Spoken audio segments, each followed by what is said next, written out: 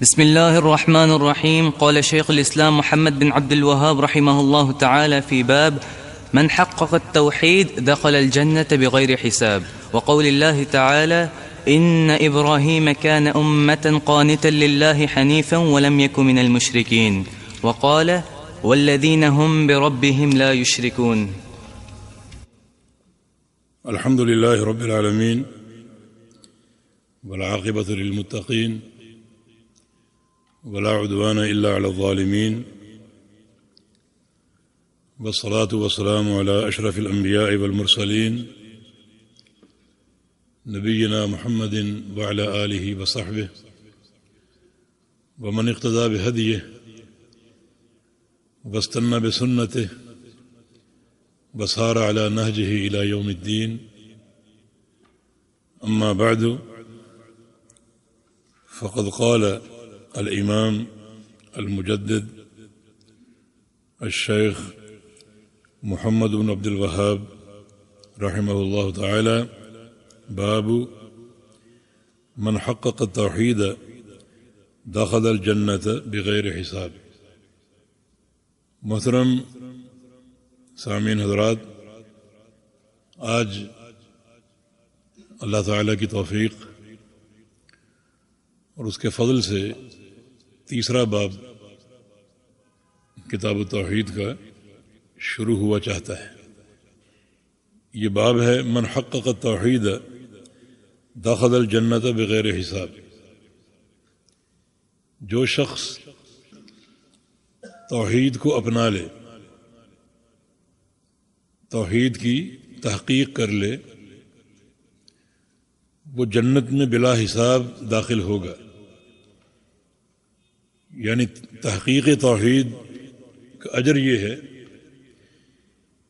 کہ بلا حساب جنت حاصل ہوگی. سب سے پہلے یہ سمجھیں کہ تحقیق توحید کیا ہے اور بلا حساب داخل ہونے کا کیا معنی. تحقیق توحید دو چیزوں کا نام ہے. ایک توحید کا فہم جو توحید خالص ہے، اللہ تعالیٰ کی ربوبیت کے ساتھ اور اس کی الوہیت کے ساتھ اور اس کے اسماء و صفات کے ساتھ. اور تحقیق توحید کا دوسرا معنی یہ ہے کہ اپنی توحید کو شرک کی ملاوٹ سے پاک رکھا جائے. ایک ذرہ کی مقدار میں بھی اس میں شرک داخل نہ ہونے دیا جائے. یہ ہے تحقیق توحید. توحید کا اثباتی شکل میں پورا فہم اور توحید کو شرک کے شوائب سے اور شرک کی ملاوٹ سے پاک رکھا جائے. جو شخص اس میں کامیاب ہو گیا، یعنی تحقیق توحید میں اس کی توحید خالص ہو گئی اور ہر قسم کے شرک سے بچا رہا اور اپنی توحید کو بچائے رکھا، تو اسے یہ شرف حاصل ہوگا کہ جنت میں بلا حساب داخل ہوگا. یہ خالص توحید کی شرط کہاں سے لی ہے؟ کتاب و سنت سے. وما امروا الا ليعبدوا الله مخلصين له الدين. یہاں سارے انبیاء کے دین کا ذکر ہے. سورۃ البینہ کی آیت ہے اور یہاں سارے انبیاء کے دین کا ذکر ہے. جتنے انبیاء مبعوث ہوئے انہیں کیا حکم دیا گیا؟ فرمایا کہ اس کے سوا کچھ نہیں کہ دین کو خالص بنا لو، ہر قسم کے شوائب سے اور ملاوٹ سے پاک کر لو. الا للہ الدین الخالص. اللہ کے لیے دین خالص ہے. اور نبی علیہ السلام کی حدیث ہے صحیح بخاری میں، جناب ابو ہریرہ رضی اللہ تعالیٰ عنہ نے نبی علیہ السلام سے سوال کیا تھا کہ من اسعد الناس بشفاعتک یوم القیامہ، کہ آپ قیامت کے دن کن لوگوں کی شفاعت کریں گے. تو رسول اللہ صلی اللہ علیہ وسلم نے ارشاد فرمایا تھا اسعد الناس بشفاعتی یوم القیامہ من قال لا الہ الا اللہ خالصا من قلبہ، کہ میری شفاعت صرف ان خوش نصیبوں کو نصیب ہوگی جو لا الہ الا اللہ کا اقرار کریں، گواہی دیں اپنے دل سے خالص ہو کر، جن کی اس گواہی میں، اس اقرار میں کوئی شرک شامل نہ ہو، بالکل خالص اور مخلص ہو کر یہ گواہی دیں۔ تو یہ بڑا ہی ایک عظیم مقام ہے۔ توحید کے دعوے دار بہت ہیں، مگر اخلاص توحید بہت کم لوگوں کو حاصل۔ تو اس باب کا مقصد اور اس باب کی دعوت یہ ہے کہ ہم اپنی توحید کو دیکھیں، اس کو چیک کریں، پرکھیں، اور جو صحیح فہم توحید کا ہے وہ پیدا کریں، اور اس کو شرک کے شوائب سے بچائیں۔ دوسری چیز یہ کہ اس تحقیق توحید پر جنت کا داخلہ ملے گا بلا حساب، کا حساب نہیں ہوگا، حساب تو سب کا ہوگا۔ اللہ پاک کا فرمان ہے فَلَنَسْأَلَنَّ الَّذِينَ أُرْسِلَ إِلَيْهِمْ وَلَنَسْأَلَنَّ الْمُرْسَلِينَ، ہم قیامت کے دن پوچھیں گے ان تمام لوگوں سے جن کی طرف ہم نے رسولوں کو بھیجا، اور رسولوں سے بھی پوچھیں گے، انبیاء سے بھی سوال کریں گے۔ اور صحیح بخاری کی حدیث کے الفاظ ہیں ما منکم من احد الا وسيكلمه ربه وليس بينه وبينه ترجمان، تم سب سے تمہارے پروردگار نے روز قیامت باتیں کرنی ہیں، تم سب سے، اور باتیں بھی اس طرح کرنی ہے کہ اللہ تعالی اور بندے کے درمیان کوئی ترجمان نہیں ہوگا، اس طرح باتیں ہوں گی بالکل براہ راست۔ اس کا معنی سوال تو سب سے ہوگا۔ تو یہ کیا ہے کہ بلا حساب جنت میں داخل ہوگا۔ اصل میں قیامت کے دن حساب کی دو صورتیں، دو طرح کا حساب ہوگا۔ یہ بحث ام المومنین سید عائشہ صدیقہ رضی اللہ تعالی عنہ کی روایت میں موجود ہے۔ انہوں نے پیغمبر علیہ السلام سے سنا یہ دعا کرتے ہوئے اللہم حاسبنی حسابا یسیرا، کہ یا اللہ میرا حساب آسان کر دے۔ تو انہوں نے پوچھا کہ یا رسول اللہ صلی اللہ علیہ وسلم یہ آسان حساب کیا ہے؟ کیا حساب مشکل بھی ہوگا؟ اگر حساب ہے تو آسان کیا ہے؟ تو نبی علیہ السلام نے ارشاد فرمایا کہ انما ذالک العرض ومن نوقش فقد عذب، کہ عائشہ یہ عرض ہے، آسان حساب عرض ہے، اور مشکل حساب مناقشہ ہے۔ عرض یہ ہے کہ اللہ تعالیٰ بندے کو بلائے گا اور بلا کر اس پر اس کے گناہ پیش کرے گا، ان گناہوں کا اقرار لے گا، تو نے فلاں گناہ کیا، فلاں گناہ کیا، بندہ اقرار کرے گا۔ بالآخر اللہ تعالیٰ سارے گناہ پیش کر کے اسے معاف کر دے گا۔ جب تک عرض ہے، حساب بصورت عرض ہے، اس وقت تک آسان ہے۔ لیکن وہ من نوقش، جس سے مناقشہ ہو گیا، اللہ نے یوں پوچھا کہ تو نے یہ گناہ کیوں کیا تھا، فقط عذب، وہ انسان مارا گیا، وہ یقیناً مبتلا عذاب ہوگا۔ اللہ تعالیٰ کے کیوں کا جواب دینے کی کسی میں طاقت نہیں۔ یہ مشکل حساب، اللہ تعالیٰ ہمیں اس سے محفوظ رکھے۔ اللہ تعالیٰ نے کیوں پوچھ لیا تو وہ انسان مشکل میں پڑ جائے گا، اس کا کوئی جواب نہیں۔ وہ نبی علیہ السلام کی حدیث ہے کہ ایک شخص اپنے گناہوں کے بوجھ تلے آئے گا، بڑا پریشان حال۔ اللہ تعالیٰ فرشتوں سے کہے گا کہ اعرضوا علیہ صغار ذنوبہ وارفعوا عنہ کبارہا، کہ یہ بندہ جو آ رہا ہے اس کے صرف چھوٹے گناہ پیش کرنا، بڑے گناہ اس کے اٹھا دو، وہ پیش نہ کرنا۔ دیکھیں اللہ تعالیٰ بندے کے لیے کیسی تدبیریں فرماتا ہے۔ اللہ کے بندو، اللہ تعالیٰ کے ساتھ جڑ جاؤ، حقیقی تعلق جوڑ لو، سچی صلح کر لو، سچی توبہ کر لو۔ کیسی تدبیریں ہو رہی کہ یہ بندہ جو آ رہا ہے اس کے چھوٹے گناہ پیش کرنا، بڑے نہیں۔ بندہ پہنچ گیا خوف کے مارے اور چھوٹے گناہ شروع ہو گئے۔ حدیث میں آتا ہے کہ اپنے چھوٹے گناہوں کا اقرار کرے گا، چھوٹے گناہوں کا اقرار کرے گا، وَهُوَ يُشْفِقُ مِنْ كِبَارِهِ، اور بڑے گناہوں کی ہیبت بڑھتی جائے گی کہ چھوٹے گناہ جن کو میں بھول چکا تھا وہ اتنی تفصیل سے پیش ہو رہے ہیں، اتنی دقت اور باریک بینی سے پیش ہو رہے ہیں، تو جب بڑے گناہ شروع ہوں گے تو کیا بنے گا میرا؟ اس کا خوف اور بڑھ رہا ہے۔ جب چھوٹے گناہ ختم ہو جائیں گے تو اللہ تعالیٰ فرمائے گا کہ میرے بندے یہ تیرے چھوٹے گناہ سب کا اقرار کرتا ہے؟ یا اللہ اقرار کرتا ہوں۔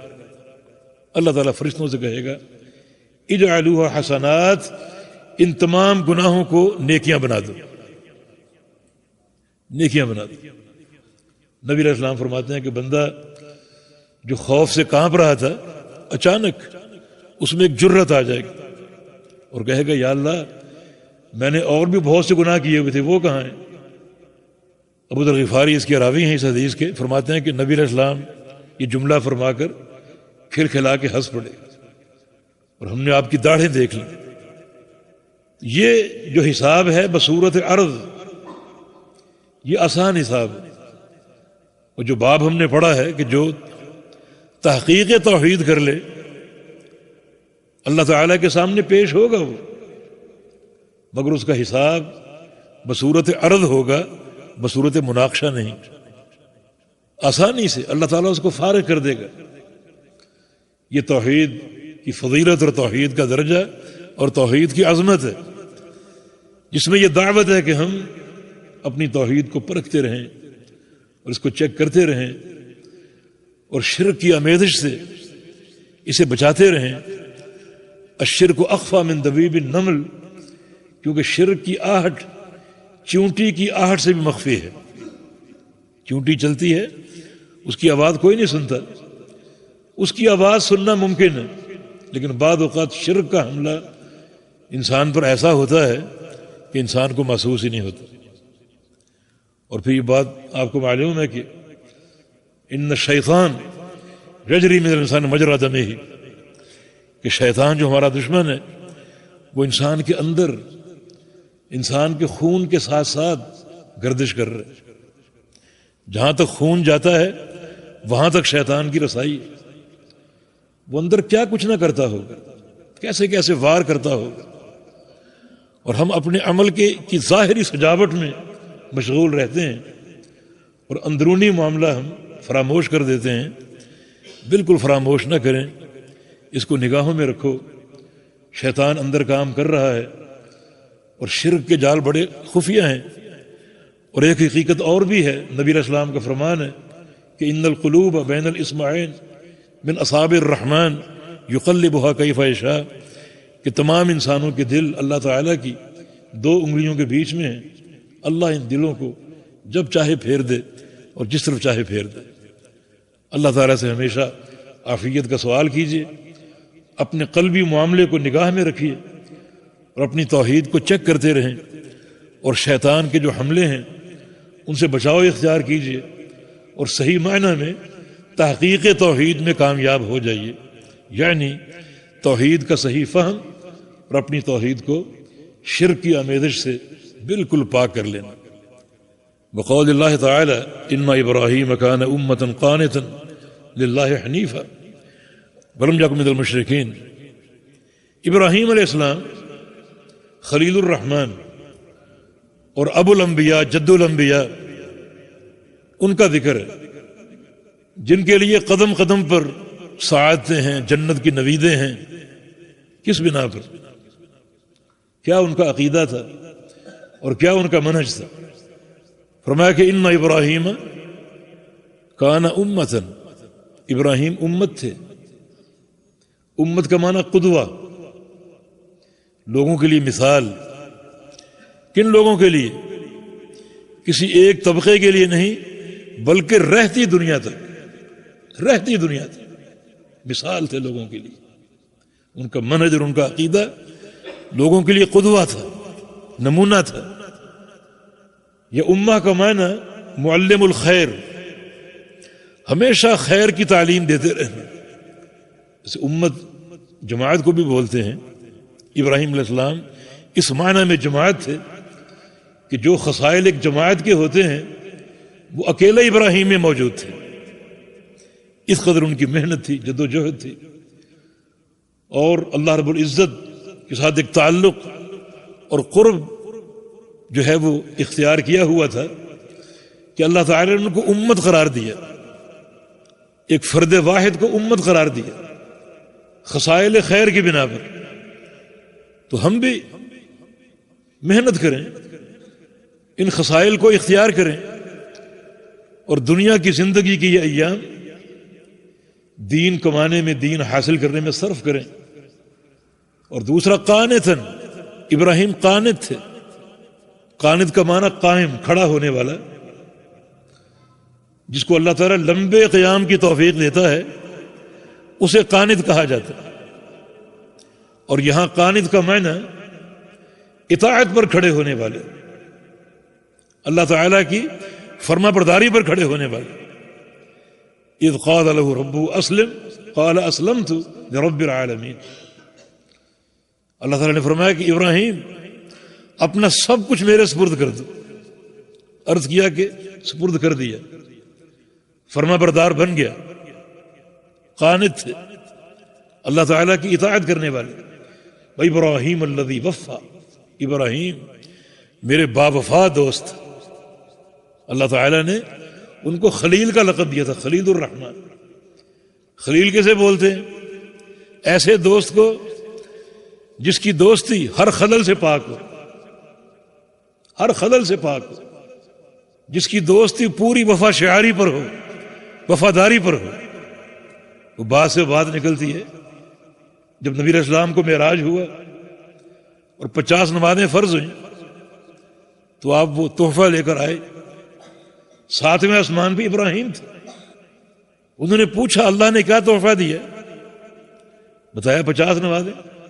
انہوں نے کوئی مشورہ نہیں دیا، کچھ بھی، خاموشی اختیار کی۔ 6 پر موسیٰ علیہ السلام تھے۔ انہوں نے پوچھا کیا تحفہ ملا؟ فرمایا 50 نمازیں۔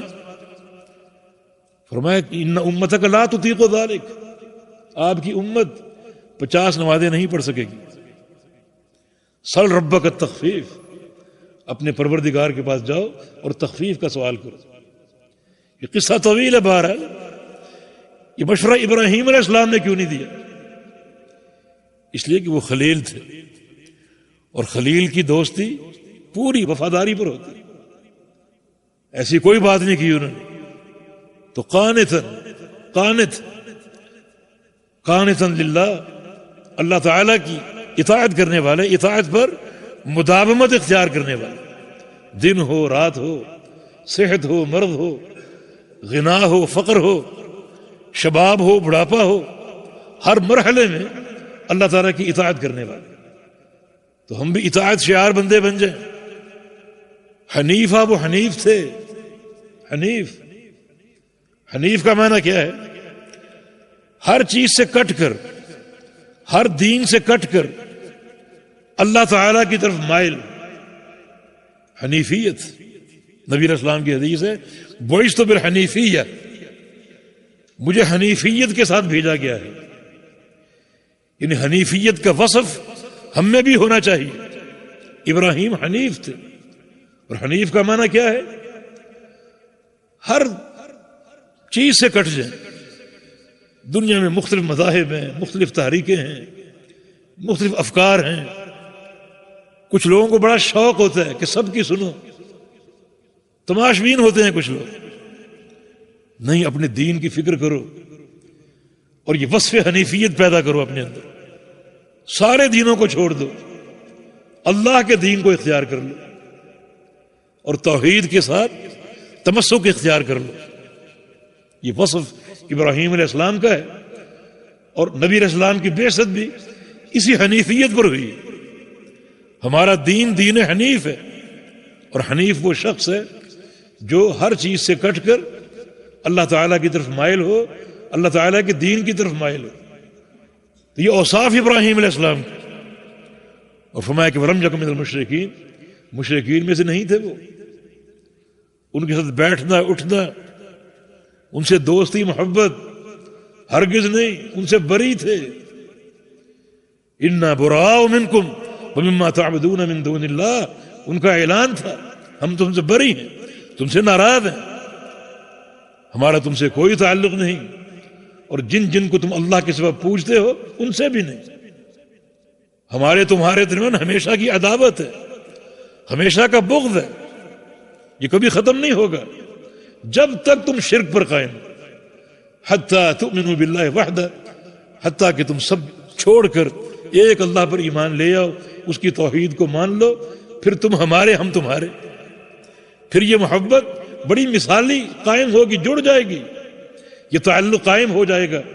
لیکن جب تک تم شرک پر قائم ہو ہمارا تم سے کوئی تعلق اور کوئی واسطہ نہیں. ہمارا یہ عقیدہ ہے. اہل شرک سے ہمارا کیا برتاؤ ہے؟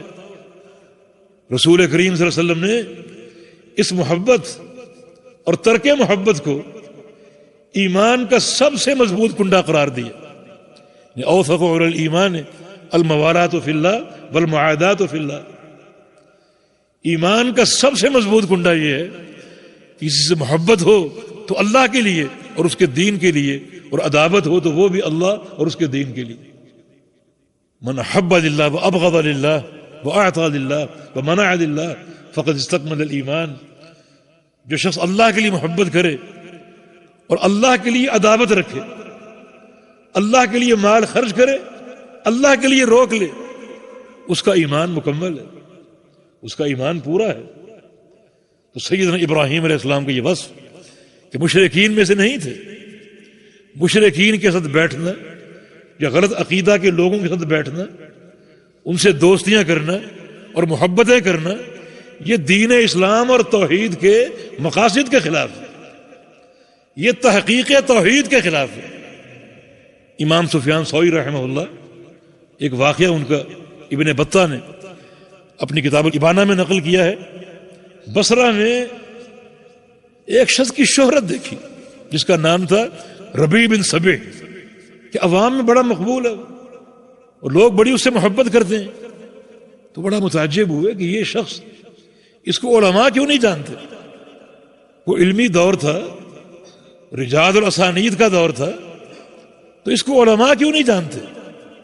عوام میں بہت مقبول ہے، اور جو سچا عالم ہوتا ہے وہ علماء کے نزدیک معروف ہوتا ہے، اس کی شہرت علماء میں ہوتی، اس کا تزکیہ علماء کرتے ہیں، اس کو کوئی جانتا ہی نہیں. تو لوگوں سے پوچھا کہ اس کا منہج کیا ہے؟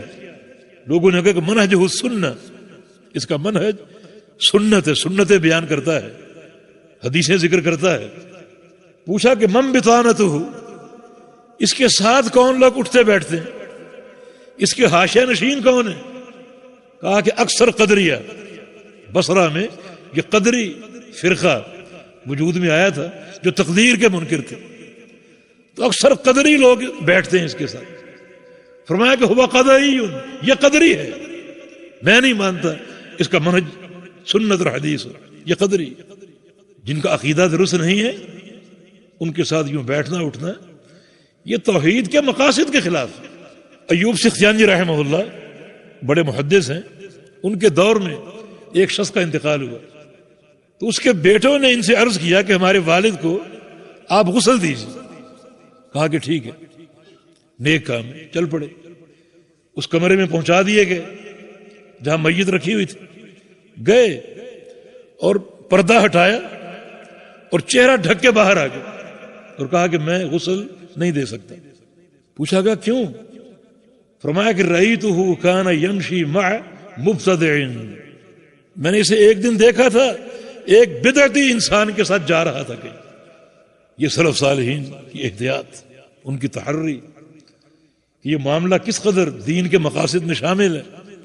تو لم یکن من المشرکین، ابراہیم علیہ السلام مشرکین میں سے نہیں تھے. ان کے ساتھ دوستیاں، محبتیں، اٹھنا بیٹھنا، ملنا جلنا. آپ کو مقصد ہو، جیسے کوئی کاروباری لین دین ہے، اس قسم کے دیگر معاملات ہیں، اس حد تک میل جول کی اجازت ہے، لیکن ساتھ بیٹھنا، ہنسنا، مسکرانا، چلنا پھرنا اور ساتھ گھومنا پھرنا، اور خاص طور پہ ایسے لوگوں کے لیے جو دعوت دین کا کام کرتے ہیں، اس کی دین میں کوئی گنجائش نہیں. تو تحقیق توحید کے لیے امور ضروری ہیں. ابراہیم علیہ السلام کیا ان کا مقام تھا اور کیا ان کا درجہ تھا، مگر اس مقام کی اساس کیا ہے؟ یہ امور جو آپ کے سامنے بیان ہوئے. تو اگر ہم اسی طرح ہم بھی تحقیق توحید کے منہج کو اپنائیں گے اور اپنی توحید کو راست کریں گے اور شرک کی ملاوٹ سے بچائیں گے، تو یہ تحقیق توحید اللہ تعالیٰ کے ہاں اس قدر پسندیدہ عمل ہے کہ اللہ تعالیٰ حساب لیے بغیر جنت میں داخل فرما دے گا، جیسا کہ آگے حدیث سے اس کی مزید جو ہے وہ وضاحت ہو رہی. دوسری آیت کریمہ والذین هم بربهم لا یشرکون، یہاں ان لوگوں کا ذکر ہے جو سابقین الی الجنت، جن کو جنت کا داخلہ سبقت کے ساتھ ملے گا. بس سابقون سابقون ہے نا، 3 گروہوں کا ذکر ہے، ان میں سے ایک سابقین ہے جو سبقت کے ساتھ جنت میں داخل ہوں. وہ نبی علیہ السلام کی حدیث ہے کہ میری امت کا پہلا زمرہ جو جنت میں داخل ہوگا، ان کے چہرے روشن ہوں گے چاند کی طرح، 14ویں کے چاند کی طرح وہ داخل ہوگا. اور ان کا منہج کیا ہوگا؟ قلوبہم علی قلب رجل واحد، ان سب کے دل ایک شخص کے دل کی مانند ہوں گے. غور کیجیے، وہ لوگ لاکھوں بھی ہو سکتے ہیں، کروڑوں بھی ہو سکتے ہیں، مگر ان کا تمیز یہ ہے کہ ان کے دل شخص واحد کے دل کی مانند ہوں گے. یہ عقیدے کی وحدت ہے. مبارک ہو آپ کو کہ آپ کا عقیدہ ایک ہی ہے، مشرق میں ہو، مغرب میں ہو، شمال میں ہو، جنوب میں ہو، ایک ہی عقیدے پر قائم ہے. اور جو دوسرے اہل الرائے اور مختلف طبقات ہیں، ان کے عقیدوں میں بڑا اختلاف ہے. لا اختلاف بینہم، یہ صحیح بخاری کے الفاظ کہ ان میں کوئی اختلاف نہیں ہوگا، ایک ہی عقیدہ، ایک ہی منہج. یہ ان لوگوں کے لیے ایک بڑی نوید مسرت بشارت ہے جن کو اللہ تعالی نے سچا اور صحیح عقیدہ اپنانے کی توفیق دے دی. میں ایک بات بڑی بصیرت سے کہوں گا اور شرح صدر سے کہوں گا کہ عقیدے کے 2 مرحلے تھے. ایک مرحلہ سید عثمان غنی رضی اللہ عنہ کی شہادت سے پہلے، نبی علیہ السلام کا دور، صحابہ کا دور، اس وقت عقیدے ہر قسم کی آمیزش سے پاک تھے. شہادت عثمان کے بعد بہت سی گمراہ تحریکیں جنم لی، گمراہ فرقے پیدا ہوئے، قدریہ ہیں، معتزلہ ہیں اور جبریہ ہیں، اور پھر روافض ہیں، خوارج ہیں، آگے چل کے جہمیہ، مشبہہ، پھر اشاعرہ، ماتریدیہ. ان تمام کے عقائد جو ہیں وہ علم کلام کی آمیزش سے بچ نہیں سکے تھے. سب میں علم کلام شامل ہو گیا اور داخل ہو گیا. علم کلام کیا ہے؟ مدرسہ عقل کو وحی پر مقدم کرنا، عقل کو وحی پر مقدم کرنا. اب ان سب کے عقیدے آپ اٹھا کر دیکھیں، سب میں عقلی امور کو ترجیح ہے اللہ کی وحی پر. اور شہادت عثمان سے قبل یہ فلسفہ اور یہ منطق اور یہ علم کلام قطعاً داخل نہیں ہوا تھا. عقیدے خالص تھے وحی الہی کے مطابق. جو عقیدہ آپ پڑھ رہے ہیں یہ عقیدہ شہادت عثمان غنی سے پہلے کا، اس میں کوئی آمیزش نہیں، علم کلام کی، فلسفے کی، وحی الہی کے مطابق ہے، کتاب و سنت کے مطابق ہے. اور یہ عقیدہ جو ہے، اس عقیدے کا تمیز یہ ہے کہ اس عقیدے کے حاملین میں قلبی طور پر کوئی اختلاف نہیں، اعتقادی مسائل میں کوئی اختلاف نہیں. تو اس پر محنت کیجیے. یہ اللہ کا نور ہے جو تقسیم ہو رہا ہے، اس پر محنت کیجیے، اس میں استحکام پیدا کیجیے. تو یہ جو سابقین الی الجنہ ہے، والذین هم بربهم لا یشرکون، وہ جنت میں سابقین کیوں ہوں گے؟ کیا ان کا وصف ہے؟ یہاں پر 3 آیات ہیں. ایک یہ کہ ان الذین هم من خشیت ربهم مشفقون، اپنے پروردگار کی خشیت سے ڈرتے ہیں وہ، ان کے دل اپنے رب کی خشیت سے لبریز ہیں، بھرے پڑے ہیں اللہ کی خشیت. یہ ایک ان کا وصف ہے. اور دوسرا یہ کہ والذین هم بآیات ربهم یؤمنون، اپنے رب کی آیتوں پر ایمان لاتے ہیں. کہ پروردگار کی آیتوں پر ایمان لانے والے کون ہیں؟ فرمایا کہ الذین یتبعون الرسول النبی، صحیح معنی میں اللہ تعالیٰ کی آیتوں پر ایمان لانے والے وہ ہیں جو اللہ کے پیغمبر کی اتباع کرتے ہیں، جو فہم قرآن حاصل کرتے ہیں نبی علیہ السلام کی سنتوں اور نبی علیہ السلام کے فرامین سے. ایک ایسا مبارک علم، اللہ کی وحی کے علاوہ نام ہی نہیں، کتاب و سنت کے علاوہ نام ہی نہیں. یہ 2 ان کے اوصاف. اور تیسرا وصف یہ ہے کہ والذین ہم بربہم لا یشرکون، کہ وہ لوگ اپنے پروردگار کے ساتھ شرک نہیں کرتے. ان کی توحید شرک کی ملاوٹ سے پاک ہے، ان کا دین دین خالص ہے، ان کا عقیدہ خالص ہے. اور یہ شرک اور پھر یہ علم کلام کی موش گافیاں، بڑی نجاست ہے اس میں. امام شافعی کا قول مجھے یاد آیا، فرماتے ہیں کہ لَأَن يَبْتَلِيَ اللَّهُ عَبْدًا بِكُلِّ مَا نَهَى اللَّهُ عَنْهُ خَيْرٌ لَهُ مِنْ أَن يَسْمَعَ مِنْ أَهْلِ الْكَلَامِ. یہ بھی قول کتاب الابانہ میں ابن بطہ کی. کسی بندے کو اللہ تعالیٰ ہر برائی میں ڈال دے سوائے شرک کے، یہ اس کے لیے بہتر ہے کہ وہ علم کلام کی باتیں سنے. ساری برائیاں بہتر ہیں، قابل قبول ہے کہ وہ علم کلام کی باتیں سنے. تو اس سے کیا ہے؟ اپنے اندر عقیدے کی غیرت لائیے اور یہ توحید خالص اس پر قائم ہو جائے. اور یہ نہیں کہ ہر ایرا غیرہ اس کی باتیں سنیں.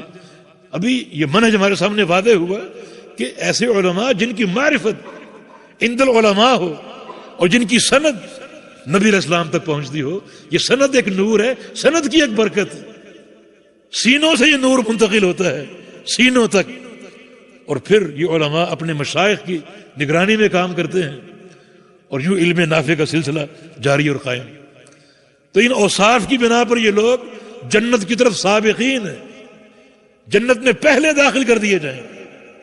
یقیناً یہ اوصاف بڑے مبارک ہیں جو ان 2 آیات میں جمع کیے گئے. تو ہم بھی ان پر محنت کریں اور ان کو کمائیں اور حاصل کریں تاکہ یہ شرف ہمیں بھی حاصل ہو سکے کہ جو تحقیق توحید میں کامیاب ہو گیا وہ جنت میں بلا حساب داخل ہو جائے گا. آگے حدیث پڑھیے. عن حسين بن عبد الرحمن قال كنت عند سعيد بن جبير فقال أيكم رأى الكوكب الذي انقض البارحة؟ فقلت أنا. ثم قلت أما إني لم أكن في صلاة ولكني لدغت. قال فما صنعت؟ قلت ارتقيت. قال فما حملك على ذلك؟ قلت حديث حدثناه الشعبي. قال وما حدثكم؟ قلت حدثنا عن بريدة بن الحصيب أنه قال لا رقية إلا من عين أو حمى. قال قد أحسن من انتهى إلى ما سمع. ولكن حدثنا ابن عباس عن النبي صلى الله عليه وسلم أنه قال أردت علي الأمم فرأيت النبي ومعه الرهط والنبي ومعه الرجل والرجلان والنبي وليس معه أحد إذ رفع لي سواد عظيم فظننت أنهم أمتي فقيل لي هذا موسى وقومه فنظرت فإذا سواد عظيم فقيل لي هذه أمتك ومعهم 70,000 يدخلون الجنة بغير حساب ولا عذاب.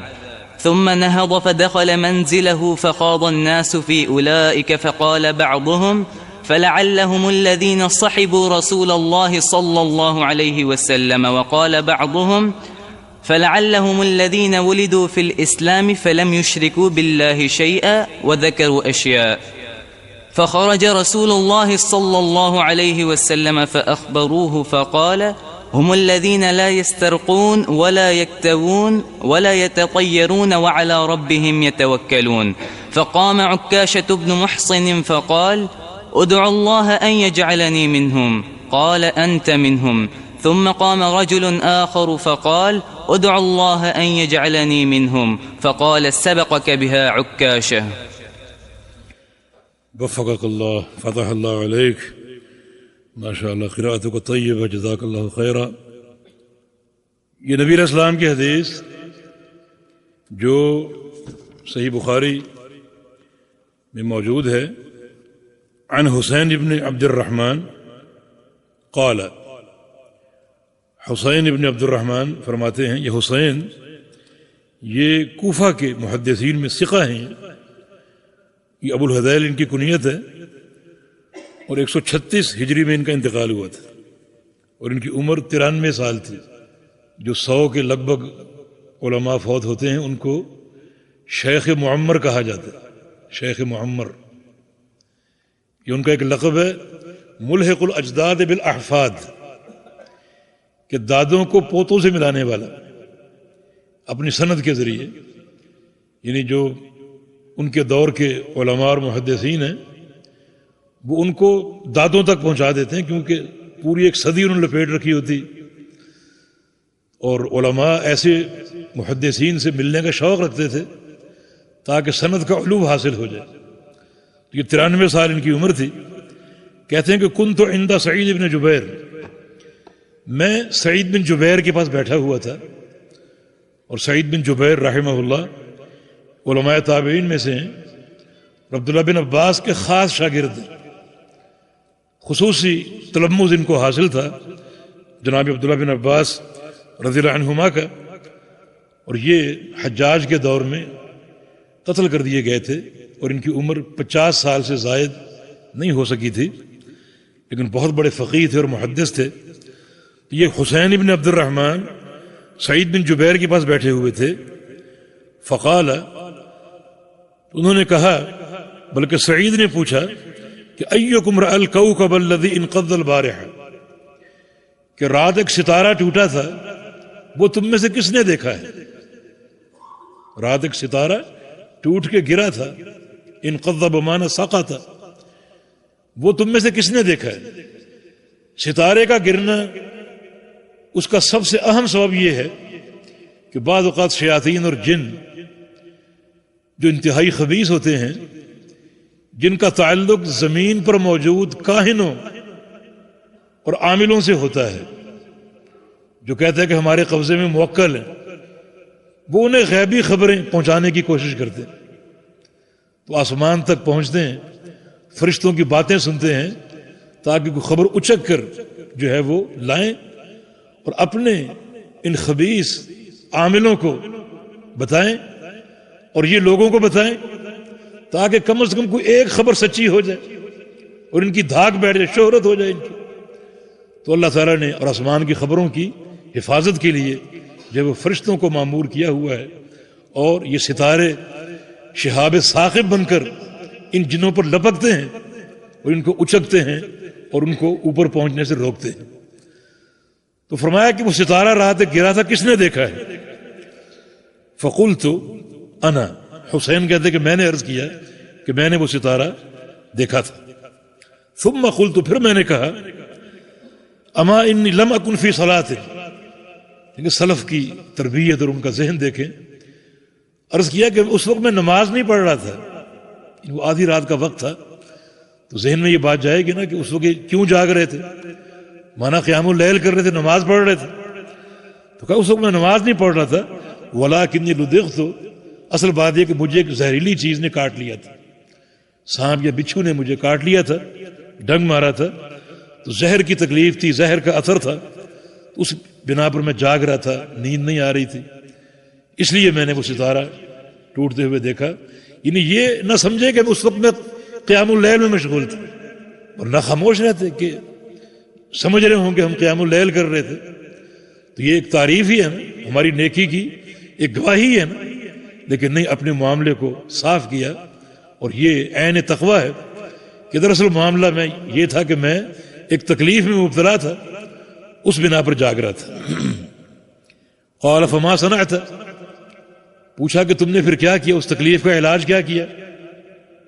قلت ارتقیت، میں نے کہا کہ میں نے دم کروایا، میں نے دم کروایا۔ قال فما حملك على ذلك، آپ نے دم کیوں کروایا؟ کیا دلیل ہے؟ دم کیوں کروایا آپ نے؟ قال قلت حدیث حدثنا الشعبی، کہا کہ ایک حدیث ہے جو ہمیں شعبی نے بیان کی۔ شعبی یہ تابعین میں سے ہیں، ان کا نام ہے عامر بن شراحیل الشعبی۔ 500 صحابہ سے ان کی لقاء ثابت ہے، بڑے تابعین میں سے اور بڑی چوٹی کے محدث تھے اور فقیہ تھے۔ ان کا ایک قول بڑا طلاب کے لیے خاص طور پہ ایک رہنما ہو سکتا ہے۔ ایک بار ایک حدیث بیان کی، اور وہ حدیث صحیح بخاری میں موجود ہے، 2 لائنوں کی حدیث ہے۔ جب حدیث بیان کر کے فارغ ہوئے تو اپنے شاگرد سے کہا کہ خود ہو بدون شیء فقد كنا نرحل لما دونه الى المدینہ، کہ لے لو یہ حدیث تم کسی محنت کے بغیر، تمہیں یہ حدیث گھر بیٹھے مل گئی۔ ہم تو اس سے بھی چھوٹی حدیث کو حاصل کرنے کے لیے بغداد سے مدینہ جایا کرتے تھے۔ یہ سلف صالحین کی محنتیں اور ان کی تکلیفیں، مشقتیں طلب حدیث کے لیے۔ ابو حاتم الرازی کا قول ہے کہ میں طلب حدیث کے لیے 3000 میل پیدل چلا ہوں، 3000 میل۔ سائل نے پوچھا کہ ثم ترکت المشی، پھر آپ نے چلنا چھوڑ دیا تھا؟ کہا نہیں، ثم ترکت العد، پھر میں نے گننا چھوڑ دیا تھا۔ بقی بن مخلد محدث دیار اندلس، طلب حدیث کے لیے انہوں نے 3 بر اعظموں کا سفر کیا، 3 ملکوں کا نہیں، 3 بر اعظم۔ افریقہ گئے، ایشیا اور یورپ۔ ہم میں سے کون گیا ہے؟ حالانکہ جہاز بھی چلتے ہیں۔ تو یہ سلف صالحین کی محنت ہے۔ تو عامر بن شراحیل یہ 63 ہجری میں فوت ہوئے تھے، 63 ہجری میں۔ تو کہا کہ میں نے دم کیوں کروایا؟ مجھے عامر الشعبی نے حدیث بیان کی۔ پوچھا کیا حدیث ہے؟ قلت حدثنا عن بریدہ بن حصیب، کہ انہوں نے وہ حدیث سنائی ہے بریدہ بن حصیب رضی اللہ عنہ کی روایت سے۔ بریدہ بن حصیب نبی علیہ السلام کے مشہور صحابی ہیں، ان کی روایت سے یہ حدیث ہے۔ کیا؟ لا رقیۃ الا من عین او حمۃ، کہ نہیں ہے دم مگر 2 تکلیفوں سے، ایک نظر بد سے، دوسرا کسی موذی جانور کے کاٹے سے۔ کوئی زہریلا جانور کاٹ لے تو اس سے دم ہے، یا پھر نظر بد سے دم ہے۔ تو اس کا معنی یہ اس حدیث سے ثابت ہوا کہ نظر بد سے دم کر سکتے ہیں، اور موذی جانور کے کاٹے سے بھی دم جائز ہے، تو اس لیے میں نے دم کروا لیا۔ اس پر سعید بن جبیر نے کیا فرمایا؟ قد احسن من انتہا الی ما سمع، کہ جس شخص کے پاس کوئی علم پہنچے وہ اس کو اپنا لے، وہ اچھا کرتا ہے۔ علم سے مراد کیا ہے؟ علم سے مراد نبی علیہ السلام کی حدیث ہے۔ متقدمین کے دور میں، سلف صالحین کے دور میں علم صرف ایک ہی چیز کا نام تھا، وحی کا علم۔ عطا بن ابی رباح ہے، تابعی ہیں یہ بھی، سعید بن جبیر کے ساتھی ہیں اور ابن عباس کے شاگرد ہیں۔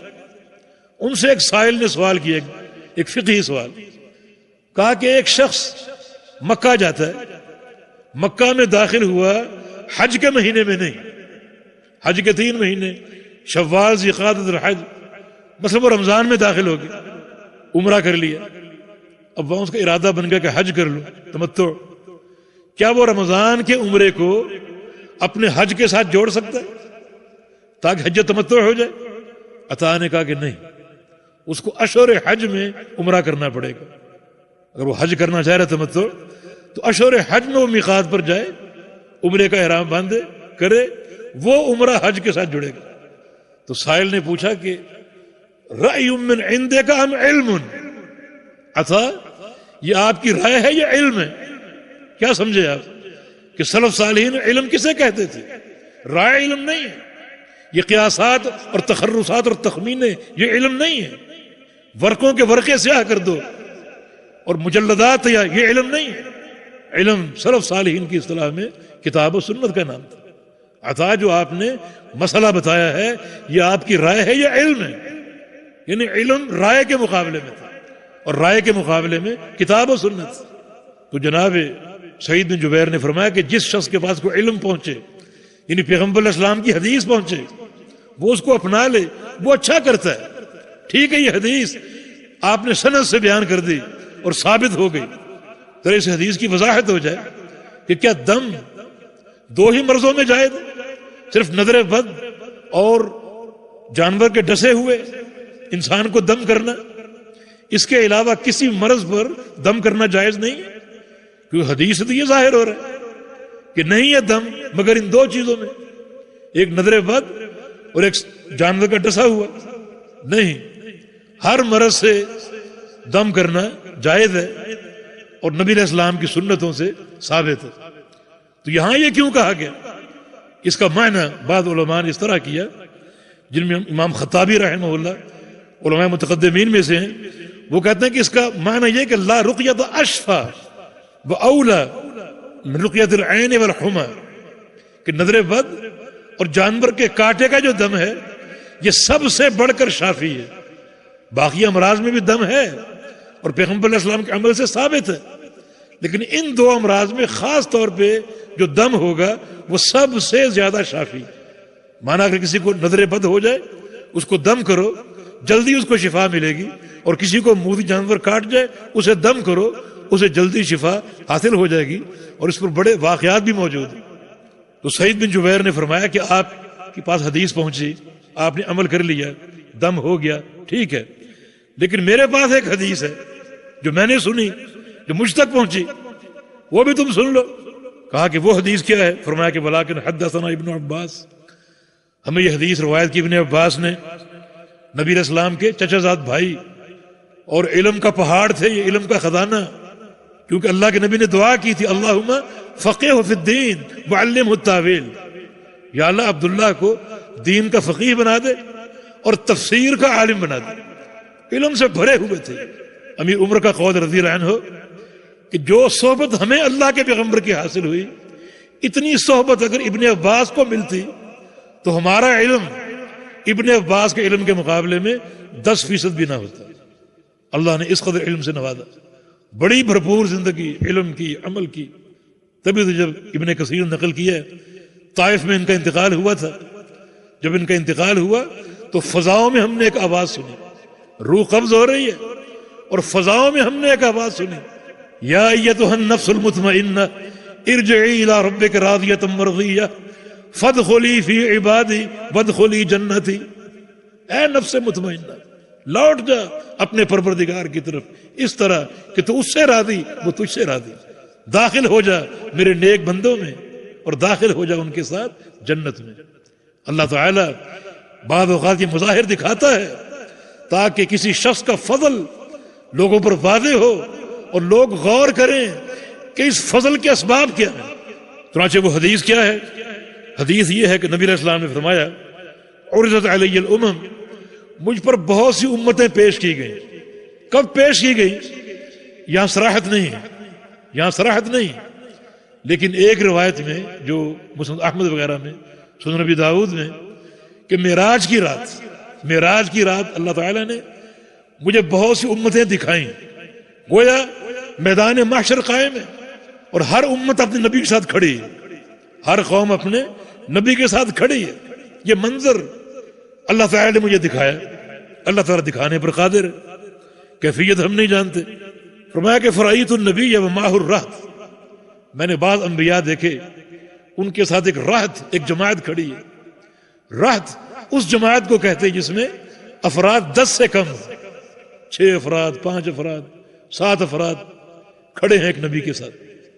مانا اس نبی نے پوری زندگی دعوت پر محنت کی اور حاصل کیا ہوا؟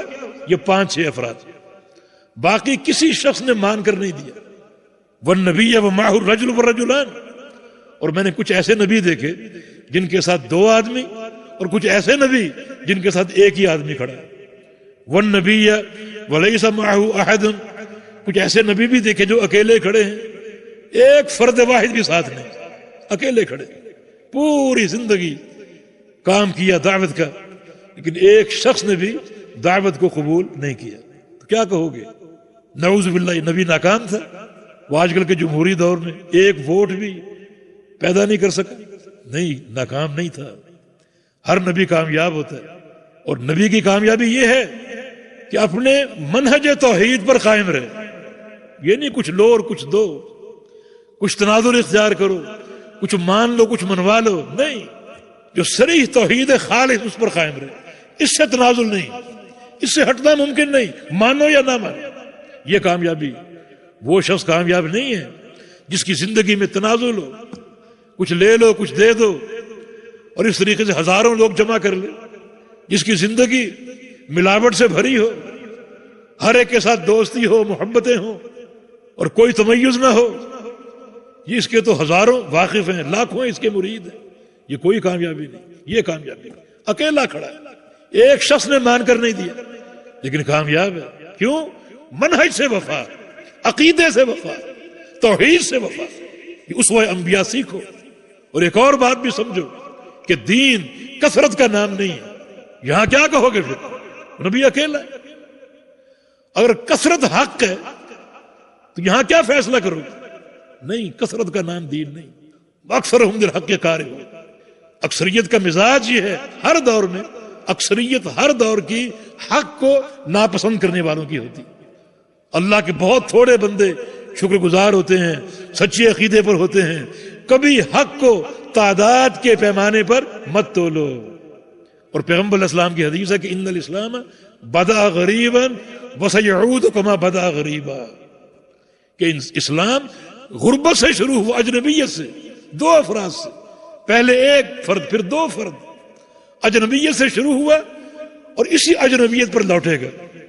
ایک وقت آئے گا سچے دین کے حاملین بہت تھوڑے رہ جائیں، ہو سکتا ہے ایک اور دو رہ جائیں۔ تو کبھی حق کو، منہج اور عقیدے کو تعداد پر مت تولو بلکہ دلیل پر تولو، اور دلیل کتاب و سنت کی، قرآن و حدیث کی دلیل کس کے پاس؟ ابن مسعود رضی اللہ عنہ فرمایا کرتے تھے الحق الجماعت اذا كنت على الحق ولو كنت وحدك۔ جماعت کیا ہے؟ کہ حق تمہارے پاس ہو خواہ تم اکیلے کیوں نہ ہو۔ جماعت کثرت تعداد کا نام نہیں، جماعت حق کا نام ہے، اور حق اللہ تعالیٰ کی وحی کا نام ہے۔ تو فرمایا کہ ایسے انبیاء بھی دیکھے جو اکیلے تنہا کھڑے ہیں، ایک فرد واحد بھی ساتھ نہیں۔ اذ رفع علی سواد عظیم، اسی دوران ایک بڑی جماعت مجھے دکھائی گئی، بڑی جماعت میں نے دیکھی، دور سے آ رہی، بڑے افراد، کیونکہ جماعت دور تھی، لوگ نظر آ رہے تھے مگر چہروں سے شناسائی نہیں ہو رہی تھی۔ فظننت انہم امتی، میں سمجھا کہ یہ میری امت ہے، اتنی بڑی جماعت یہ میری امت ہے۔ فقید علی، مجھے بتایا گیا کہ ھذا موسیٰ وقومہ، یہ موسیٰ علیہ السلام اور ان کی قوم ہے۔ فنظرت فاذا سواد عظیم، پھر میں نے دیکھا ایک اور بڑی جماعت دکھائی دی، اس سے بھی بڑی۔ فقید علی ھذہ امتک، بتایا گیا کہ یہ آپ کی امت، بڑی تعداد۔ ومعهم 70,000 يدخلون الجنة بغیر حساب ولا عذاب، اور یہ بتایا گیا کہ آپ کی اس امت میں 70,000 افراد ایسے ہیں جو جنت میں داخل ہوں گے بغیر حساب کے، بغیر عذاب کے۔ 70,000، یہ صحیح بخاری کے حدیث کے الفاظ، جبکہ مسند احمد میں ایک حدیث ہے، اس کے الفاظ ہے کہ فاستزدت ربی، میں نے اپنے پروردگار سے وہیں کھڑے کھڑے دعا کی کہ یا اللہ اس تعداد کو بڑھا دے، اس تعداد میں اضافہ کر دے۔ فزادنی ربی، میرے پروردگار نے میری دعا قبول کر لی۔ مع کل 1070,000، ان میں سے ہر 1000 کے ساتھ 70,000 اور بھی دیتا ہوں۔ ضربیں جا کر دے لیجئے کتنے بنتے، ان کا حساب نہیں ہوگا، انہیں عذاب نہیں ہوگا، جنت میں یوں ہی داخل ہوں، اتنی بڑی تعداد۔ اس کی سند بھی حسن ہے، حافظ حجر نے فتح الباری میں اس کو ذکر کیا ہے کہ ہر 1000 کے ساتھ 70,000 اور جو بلا حساب بلا عذاب جنت میں داخل ہوں گے۔ ثم نہض، نبی علیہ السلام یہ بات مکمل کر کے کھڑے ہوئے، فدخل منزلہ، اپنے گھر تشریف لے گئے۔ فخاض الناس فی اولئک، اب صحابہ پیچھے بیٹھے ہوئے ہیں، اب صحابہ کا شوق، ان کی لگن، جستجو دیکھو، انہوں نے ان لوگوں کے بارے میں بات کرنی شروع کر دی کہ یہ لوگ کون ہو سکتے ہیں جو بلا حساب جنت میں جائیں گے، بلا عذاب جائیں گے، یہ کون ہو سکتے ہیں؟ صحابہ اس پر بحث کرنے لگے، آپس میں بات کرنے لگے. فقال بعضهم، کسی نے کہا فلعلهم الذین صاحب رسول اللہ صلی اللہ علیہ وسلم، شاید یہ وہ لوگ ہیں جن کو پیغمبر علیہ السلام کی صحبت کا شرف حاصل ہوا، کیونکہ صحبت کا شرف بڑا اونچا شرف ہے. تو پھر یہ وہ لوگ ہو سکتے ہیں جو نبی علیہ السلام کے صحابی ہیں. اس کا جواب کسی نے یہ دیا کہ یہ وہ نہیں ہو سکتے، کیونکہ اکثر صحابہ پہلے شرک میں ملوث تھے. پیغمبر علیہ السلام کی دعوت سے قبل اکثر مشرکین تھے، مشرکین گھرانے تھے. فلعلهم الذین ولدوا فی الاسلام، یہ وہ لوگ ہو سکتے ہیں جن کی پیدائش اسلام میں ہو اور مرتے دم تک توحید پر قائم رہے ہوں اور ان کا خاتمہ بھی توحید پر ہو. مانا وہ توحید کی عظمت کو جانتے تھے، جو شروع سے آخر تک توحید کے عقیدے پر قائم رہے ہوں، یہ وہ ہو سکتے ہیں. فلم یشرکوا باللہ شیئا، جنہوں نے کبھی اللہ کے ساتھ شرک نہ کیا ہو، یہ وہ لوگ ہو سکتے ہیں. ذکر و شیعہ، کسی نے کچھ کہا، کسی نے کچھ کہا. خرج علیہم رسول اللہ صلی اللہ علیہ وسلم، تھوڑی دیر بعد نبی علیہ السلام دوبارہ اس مجلس میں تشریف لے آئے. فاخبروہ، صحابہ نے خبر دی کہ ہم نے آپ کے جانے کے بعد یہ باتیں کی کہ یہ لوگ کون ہو سکتے ہیں، آپ بتائیے کہ کون سی بات درست ہے. رسول اللہ صلی اللہ علیہ وسلم نے فرمایا کہ نہیں، نہ یہ بات درست ہے نہ یہ بات درست ہے. یہ لوگ جنہیں بلا حساب بلا عذاب جنت کا داخلہ حاصل ہوگا، یہ وہ لوگ ہیں جن میں 4 اوصاف ہیں، جن میں 4 اوصاف ہیں. ہم الذین لا یسترخون، جو دم نہ کرواتے ہوں، ولا یکتوون، اور اپنے مرض کا علاج آگ کے داغ سے نہ کرواتے ہوں. الکی، آگ سے جسم کو دغوانا، آگ کے داغ سے علاج نہ کرواتے ہوں. ولا یتطیرون، اور پرندوں سے فال نہ لیتے ہوں، پرندوں سے فال نہ لیتے ہوں. وعلی ربہم یتوکلون، اور اپنے رب پر توکل کرنے والے ہوں. یہ 4 اوصاف. نمبر 1، لا یسترخون، دم نہ کرواتے ہوں. تو کیا دم کروانا جائز نہیں؟ دم نہ کرواتے ہوں. یہ 2 لفظوں کو سمجھیں، ایک ہے رقیہ اور ایک ہے استرخاء. رقیہ کا معنی دم کرنا اور استرخاء کا معنی دم کروانا. وہ لوگ اتنے اللہ پر توکل کرنے والے ہوں، اللہ پر اعتماد کرنے والے ہوں کہ اپنے مرض پر صبر کریں اور کسی کو دم کا نہ کہیں، کسی کو دم کا نہ کہیں. بعض اوقات یہ دم کروانا توکل کے منافی ہوتا ہے، اعتماد علی الغیر ہوتا ہے. خاص طور پہ ہمارے ہاں کچھ لوگ دکانیں سے جا کر بیٹھے ہوئے کہ یہاں دم کروا لو، استخارے کروا لو، اور لوگ جاتے ہیں. اب کوئی مریض ہو گیا، بیچارہ کراہ رہا ہے، اسے اس درگاہ پر لے کے جاتے ہیں کہ جا کر اس سے دم کروائیں. اور یہ بات غیرت توحید کے خلاف ہے. اب وہاں کے لیے سفر شروع ہو گیا. جب تک وہاں نہیں پہنچو گے دل میں کس کا تصور ہوگا، اللہ کا یا اس دم کرنے والے کا؟ تو دین اس چیز کو قبول نہیں کرتا کہ اللہ تعالیٰ کے علاوہ کسی غیر کا تصور تمہارے دل میں آئے، اور پھر خود دم کرنا زیادہ افضل ہے. اللہ تعالیٰ نے ایک مرض دیا، کوئی ایک موقع دیا کہ میرے سامنے گر گڑاؤ، میرے سامنے روو، میرا ذکر کرو، مجھے یاد کرو. ایک موقع اللہ نے دیا ہے، اور ہم وہ موقع مولوی صاحب کو دے دیتے ہیں کہ یہ بھی کام آپ ہی کریں. یعنی شریعت کے منشا کے خلاف ہے. کسی انسان پہ مرض آتا ہے، یہ اس کی ایک اطلاع ہے. اب بے صبری کرے، غیر شرعی حرکات کرے، اور کسی کے پاس بھاگا جائے دم کروانے کے لیے، یہ خود کیوں نہیں کرتے؟ آپ کہیں کہ ہمیں دم نہیں آتا. کیوں نہیں آتا؟ نبی علیہ السلام کی حدیث ہے سورہ فاتحہ کے بارے میں، نعمت الرقیہ، یہ سب سے بہترین دم ہے، سب سے بہترین. اور کسی سورہ فاتحہ نہیں آتی. آپ کا بچہ مریض ہو، آپ اس کو دم کریں، زیادہ درد دل یہ ہے کہ کسی مولوی صاحب کے پاس لے جائیں جس کی نگاہیں آپ کی جیب پر ہیں کہ دم کروں گا اور مجھے نذرانہ ملے گا. اس کے دل میں کیا اخلاص ہے؟ وہ تو مال کا پجاری، اس کا فائدہ ہوگا کوئی؟ درد دل سے آپ دم کریں گے، اس کا فائدہ ہوگا. اور شیخ ابن عثیمین رحمہ اللہ نے ایک اور نقطہ یہاں ذکر کیا ہے کہ کسی غیر کو دم کا کہنا اس غیر کے سامنے تذلل ہے، اس غیر کے سامنے اپنی ذلت ہے، اپنے آپ کو چکانا ہے. نہیں تو اللہ پر اعتماد کرو، اللہ ہر ایک کی سنتا ہے. تو بعض اوقات استرخاء جو ہے یہ شرعی مقاصد اور توحید کی غیرت کے خلاف ہوتا ہے. تو وہ لوگ اللہ پر توکل کرتے ہیں، خود دم کرتے ہیں. البتہ کسی اور سے دم کروانا ایک صورت میں جائز ہے، اور وہ یہ کہ دم آپ کو نہ آتا ہو یا آپ کی طاقت سے باہر ہو. بعض اوقات ایک مریض پر جنوں کا حملہ ہوتا ہے، اس میں داخل ہو جاتے ہیں، اس کو تنگ کرتے ہیں، اور وہ آپ کی طاقت سے باہر ہے ان کا مقابلہ کرنا. اب آپ کسی سے کہیں کہ آپ میرا علاج کیجئے، استرقاء کی یہ شکل جائز ہے، لیکن اولویت کس چیز کو حاصل ہے کہ آپ کسی سے تقاضا نہ کریں، صبر کریں، اللہ پر توکل کریں. صرف ایسے امور پر جو آپ کی طاقت سے باہر ہو اس میں آپ استرقاء کر لیں. باقی ہر معاملے میں خود دم کیجئے. اللہ تعالیٰ کے سامنے آہوزاری کرنے کا ایک موقع آپ کو حاصل ہوا ہے، اس کو ضائع نہ کیجئے، خود کیجئے. یہ پہلی چیز، لا یسترخون ولا یکتوون. اور وہ اکتوا نہیں کرتے، یعنی آگ سے داغ لگوا کر مرض کا علاج کرنا. اگر یہ جائز ہے، نبی علیہ السلام کا فرمان ہے الشفاء فی ثلاث، صحیح بخاری کی حدیث کہ شفا 3 چیزوں میں، شربت و عسل وشرطت و محجم وقیت و نار. 3 چیزیں شفا ہیں. ایک شہد پینا، دوسرا سنگی لگوانا حجامہ، اور تیسرا آگ سے داغ لگوانا. جائز ہے یہ. آگے فرمایا کہ انہا عن الکی، میں اس علاج سے روکتا ہوں، یہ آگ سے داغ لگوانے کے علاج سے منع کرتا ہوں. یہ منع تحریمی نہیں، بلکہ یہ منع جو ہے اختیاری ہے، کہ بہتر یہ ہے کہ یہ طریقے علاج نہ اپنائے، اس کے مقابلے میں صبر کر لے.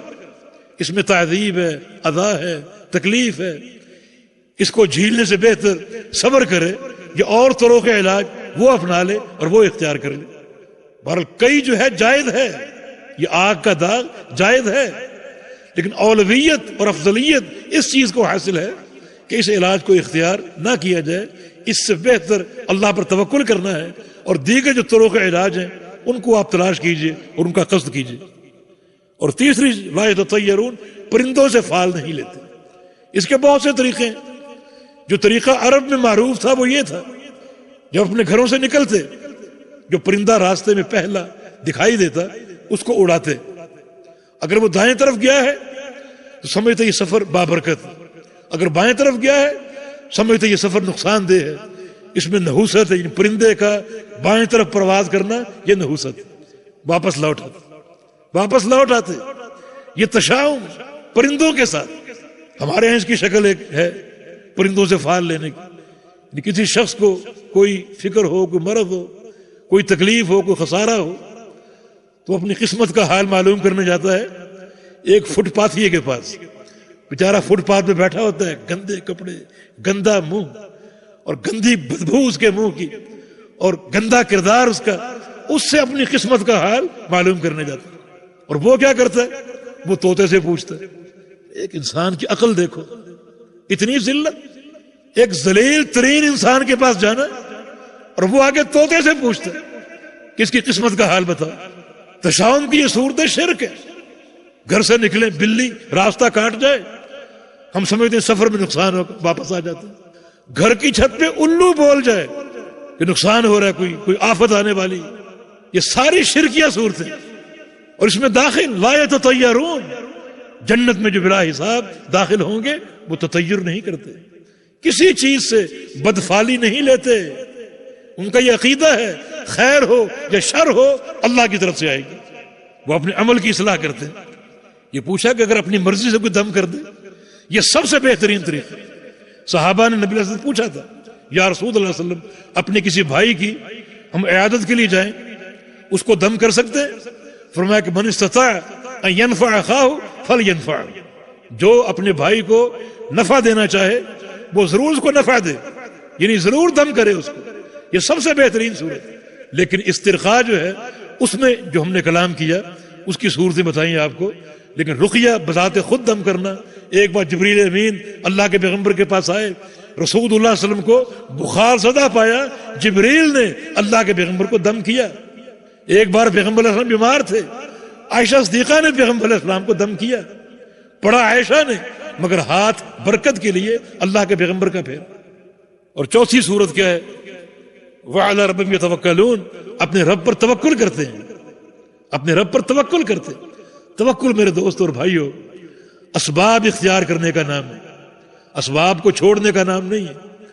جس چیز کا، جس تکلیف کا جو سبب ہے اس سبب کو اختیار کرو، اس تکلیف کو براہ راست مؤثر نہ کہو، اس کی تاثیر اللہ کے حکم سے ہوگی، اور اللہ پر توکل کرو۔ اسباب اختیار کیے بغیر توکل کرنا یہ شرعی مقاصد کے خلاف۔ مثلا ایک شخص پیاسا ہے، پانی سامنے پڑا ہوا ہے، کہے کہ میں پانی نہیں پیوں گا، اللہ پر توکل کروں گا، یہ توکل نہیں ہے۔ ایک شخص بھوکا ہے، کھانا موجود ہے، کھانا نہیں کھاتا، توکل کرتا ہوں۔ ایک شخص کو گرمی لگ رہی ہے، دھوپ میں سامنے سایہ ہے، سائے میں نہیں جاؤں گا، توکل کر کے یہیں بیٹھوں گا، یہ توکل نہیں ہے۔ ایک شخص کو بچے کی خواہش ہے، شادی نہیں کرتا، اللہ دے دے گا، توکل کرتا ہے، کیسے؟ تو یہ اسباب اختیار کرنا، اے عقل و توکل، اللہ کے پیغمبر کی حدیث۔ مسجد میں جا رہے ہو، اونٹنی پر سوار ہو، تو اونٹنی کو کھلا چھوڑ کر مسجد میں چلے جاؤ، اللہ پر توکل کرتا ہوں، اللہ میری اونٹنی کی حفاظت کرے گا، نہیں۔ اے عقل، پہلے اونٹنی کا پاؤں باندھو، پھر توکل کرو۔ اسباب اختیار کرنے چاہیے۔ اسی طرح ایک مریض ہو تو وہ دوائی اختیار کر سکتا ہے، ڈاکٹر سے، حکیم سے، طبیب سے دوائی لے سکتا ہے۔ یہ اسباب اختیار کرنا نبی علیہ السلام کی ہدایت اور نبی علیہ السلام کے فرامین کے مطابق ہے۔ نبی علیہ السلام کا فرمان ہے، ما انزل اللہ من دائن الا وانزل الشفاء، اللہ تعالیٰ نے جو مرض اتارا اس کی شفا بھی اتاری۔ بعد اعراب اللہ کے پیغمبر کے پاس آئے، آ کر سوال کیا پیغمبر علیہ السلام سے، انا تداوی یا رسول اللہ، کہ یا رسول اللہ صلی اللہ علیہ وسلم کیا دوا سے علاج کر سکتے ہیں؟ فرمایا کہ یا عباد اللہ تداو، اللہ کے بندو دوائیں اختیار کرو، دوائیں استعمال کرو اور دواؤں سے علاج کراؤ۔ یہ توکل کے منافی نہیں ہے، اسباب اختیار کرنا یہ توکل کے منافی نہیں۔ اسباب کس کی دین ہے؟ اسباب پیدا کرنے والا کون ہے؟ اللہ تعالی۔ مسبب کون ہے؟ اللہ تعالی۔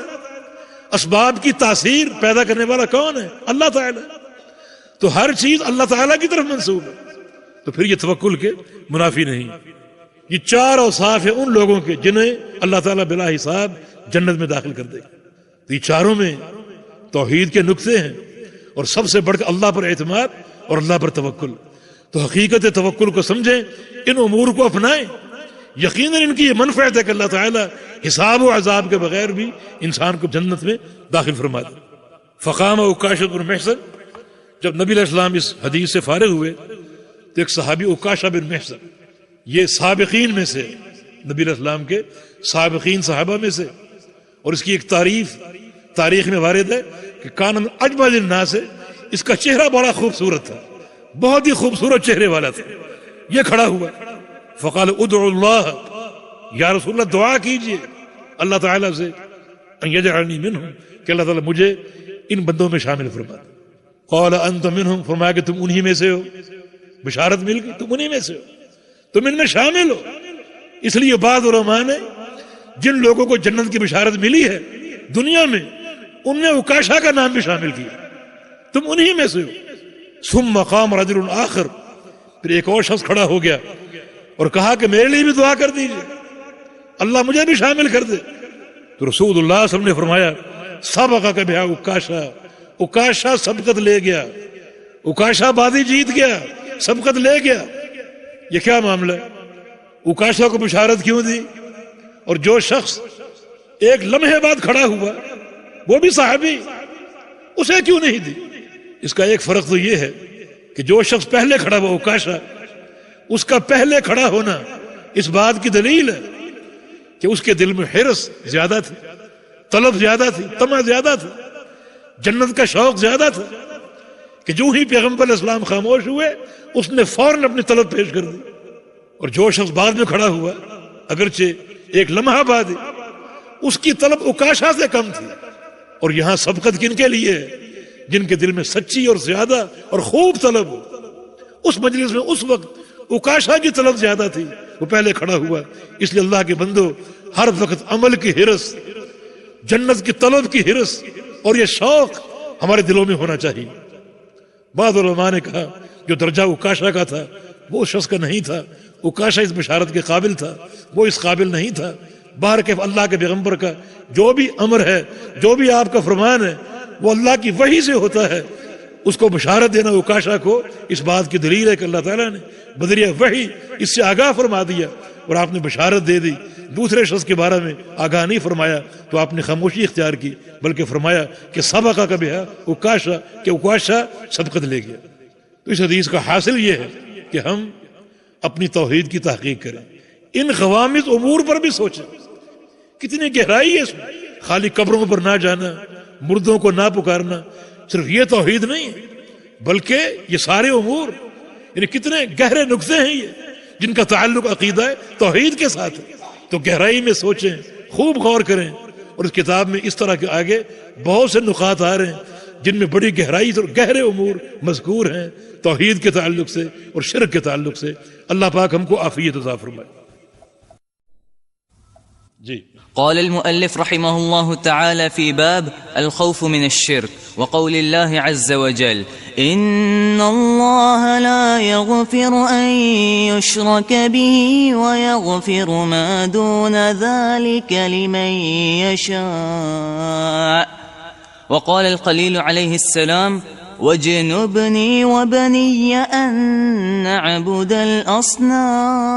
الأصنام. وفي الحديث أخوف ما أخاف عليكم الشرك الأصغر فسئل عنه فقال الرياء. بارک اللہ فیک. یہ دوسرا باب ہے، باب الخوف من الشرک، شرک سے ڈرتے رہنے کا بیان. شرک کے تعلق سے ڈرتے رہیے. بڑی اس میں تنبیہ ہے، بہت بڑی. کچھ لوگوں کو اپنی توحید کا زعم ہوتا ہے، یہ بھی شیطان کا ایک وار ہے. جتنی بھی ٹھوس توحید ہو دل میں تواضع ہونی چاہیے. یہ نیکی کا کبر ایک فتنہ ہے بہت بڑا، اپنے آپ کو اس سے بچائیے. شیخ الاسلام نے شروع کے 3 ابواب، توحید کا وجوب، توحید کی فضیلت اور توحید کی تحقیق بیان فرمائے. اس پر آپ محنت کی، محنت کر کے ان چیزوں کو حاصل کیا. تو یہ نہیں کہ آپ شرک سے بے خوف ہو جائیں اور کچھ زعم آپ کے اندر پیدا ہو جائے اور شیطان کو تکبر کا وار کر دے. جتنی بھی قوی توحید ہو اس تعلق سے سوچتے رہیں، ڈرتے رہیں. ایک تو یہ تنبیہ ہے، اور دوسرا یہ کہ شرک بڑی خوفناک اور بڑی خطرناک چیز ہے. اس سے ڈریں اور اپنے عقیدے کو شرک کی آمیزش سے پاک کریں. اور یہ خوف ہمیشہ دامن گیر رہنا چاہیے، کبھی اس سے غافل نہ ہو. شرک کی خطورت کیا ہے، خطرناکی کیا ہے، اس کی ہیبت کیا ہے. آئیے قرآن کی پہلی آیت، ان اللہ لا یغفر ان یشرک بہ. سن لو، اللہ تعالی نہیں معاف کرتا کہ اس کے ساتھ شرک کیا جائے. یعنی شرک ناقابل معافی گناہ. یہ کون فرما رہا ہے؟ اللہ تعالی، جو یہ فرماتا ہے قل یا عبادی الذین اسرفوا علی انفسہم لا تقنطوا من رحمت اللہ ان اللہ یغفر الذنوب جميعا. اے پیغمبر کہہ دیجئے میرے وہ بندو جو اپنے آپ پر زیادتی کر بیٹھے گناہوں کی، اللہ کی رحمت سے مایوس نہ ہونا. اللہ تعالیٰ تمام گناہ معاف کرنے والا. جس ذات کا یہ فرمان ہے وہ یہ فرما رہا ہے کہ اللہ تعالیٰ شرک کو معاف نہیں کرے گا. کتنا خطرناک گناہ ہے. اس زمانے میں کتنے بھیانک گناہ ہیں. لوگ اپنی بیٹیوں کو زندہ درگور کرتے تھے، اتنا بھیانک گناہ. یہ بھی قابل معافی، یہ بھی قابل معافی، لیکن شرک قابل معافی نہیں. اللہ تعالیٰ تمام گناہوں کو معاف کرنے والا ہے، شرک کو معاف نہیں کرے گا. یہ سورہ بروج قرآن کی ایک سورہ 30ویں پارے میں، اس میں اصحاب اخدود کا قصہ ہے. آپ نے وہ سنا ہے اور پڑھا ہے بار بار. اس میں کیا ہوا؟ جو لوگ اسلام لائے، توحید قبول کی، اللہ کے ولی بن گئے، وقت کے حاکم نے اور اس کی فوج نے خندقیں جلائیں، آگ جلائی اور انہیں آگ میں جھونک دیا. مردوں کو، عورتوں کو آگ میں جلا دی. حدیث میں اس تعداد کا ذکر نہیں کتنے لوگوں کو جلایا گیا، لیکن بعض تفصیلی روایتوں میں ایک دن میں 30,000 لوگوں کو جلایا گیا. مرد بھی تھے، عورتیں بھی تھیں، اللہ کے اولیاء، اللہ کے دوست، اللہ کی توحید کو قبول کرنے والے. اللہ پاک نے کیا فرمایا؟ ان الذین فتنوا المؤمنین والمؤمنات ثم لم یتوبوا. جن لوگوں نے میرے مومن بندوں اور مومن بندیوں کو عذاب میں مبتلا کیا، عذاب میں ڈالا اور پھر توبہ نہ کر سکے. کیا مانا؟ اگر یہ بھی توبہ کر لیں انہیں بھی معاف کر دیں. مگر شرک قابل معافی نہیں. ہم نے کل بتایا تھا نصارہ کا عقیدہ، کوئی کہتا عیسیٰ اللہ ہے، کوئی کہتا ہے عیسیٰ اللہ کا بیٹا ہے، اور کوئی کہتا ہے کہ اللہ تعالیٰ 3 عناصر سے مل کر بنتا ہے. کتنا بھیانک عقیدہ. اللہ پاک نے تینوں عقیدے ذکر کیے اور آگے فرمایا کہ افلا یتوبون الی اللہ.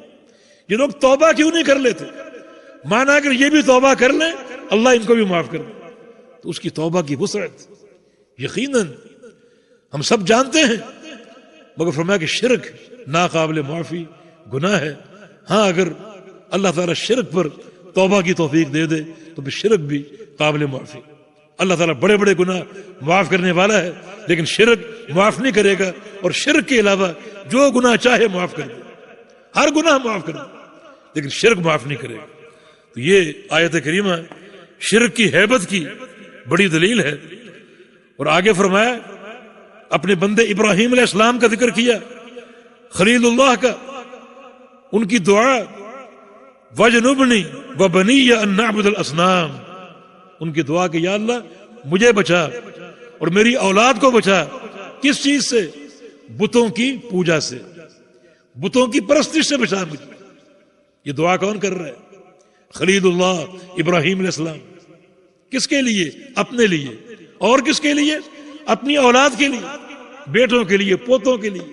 حالانکہ تمام نبی ہیں، لیکن شرک کی ہیبت کتنی کہ اللہ سے دعائیں کر رہے کہ یا اللہ ہمیں اصنام کی پوجا سے بچا، اصنام کی عبادت سے بچا. ایک اصنام اور ایک اوثان. اصنام جمع صنم کی اور اوثان جمع وثن کی. اصنام وہ مورتی جو کسی کی تصویر پر گھڑی جائے، کسی کی شکل پر تراشی جائے.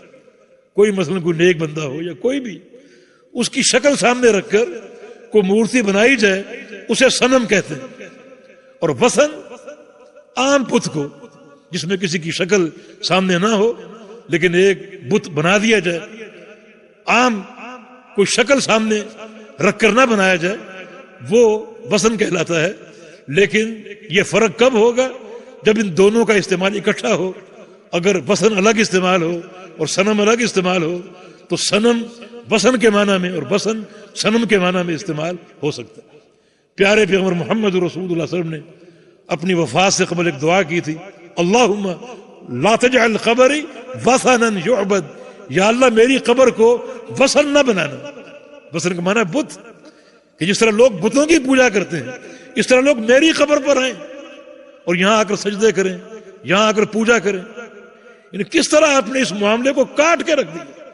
حالانکہ جس مقام پر اللہ کے پیغمبر کی قبر ہے وہ اللہ تعالیٰ کا سب سے زیادہ پسندیدہ مقام ہے، اور اس قبر میں جو شخصیت ہے وہ پوری کائنات میں سب سے افضل ہے.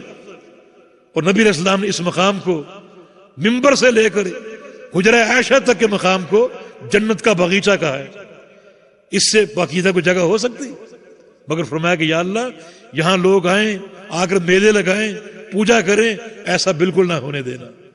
جب اس قبر کا یہ حال ہے تو باقی کسی قبر پر کیسے جائز ہو سکتا؟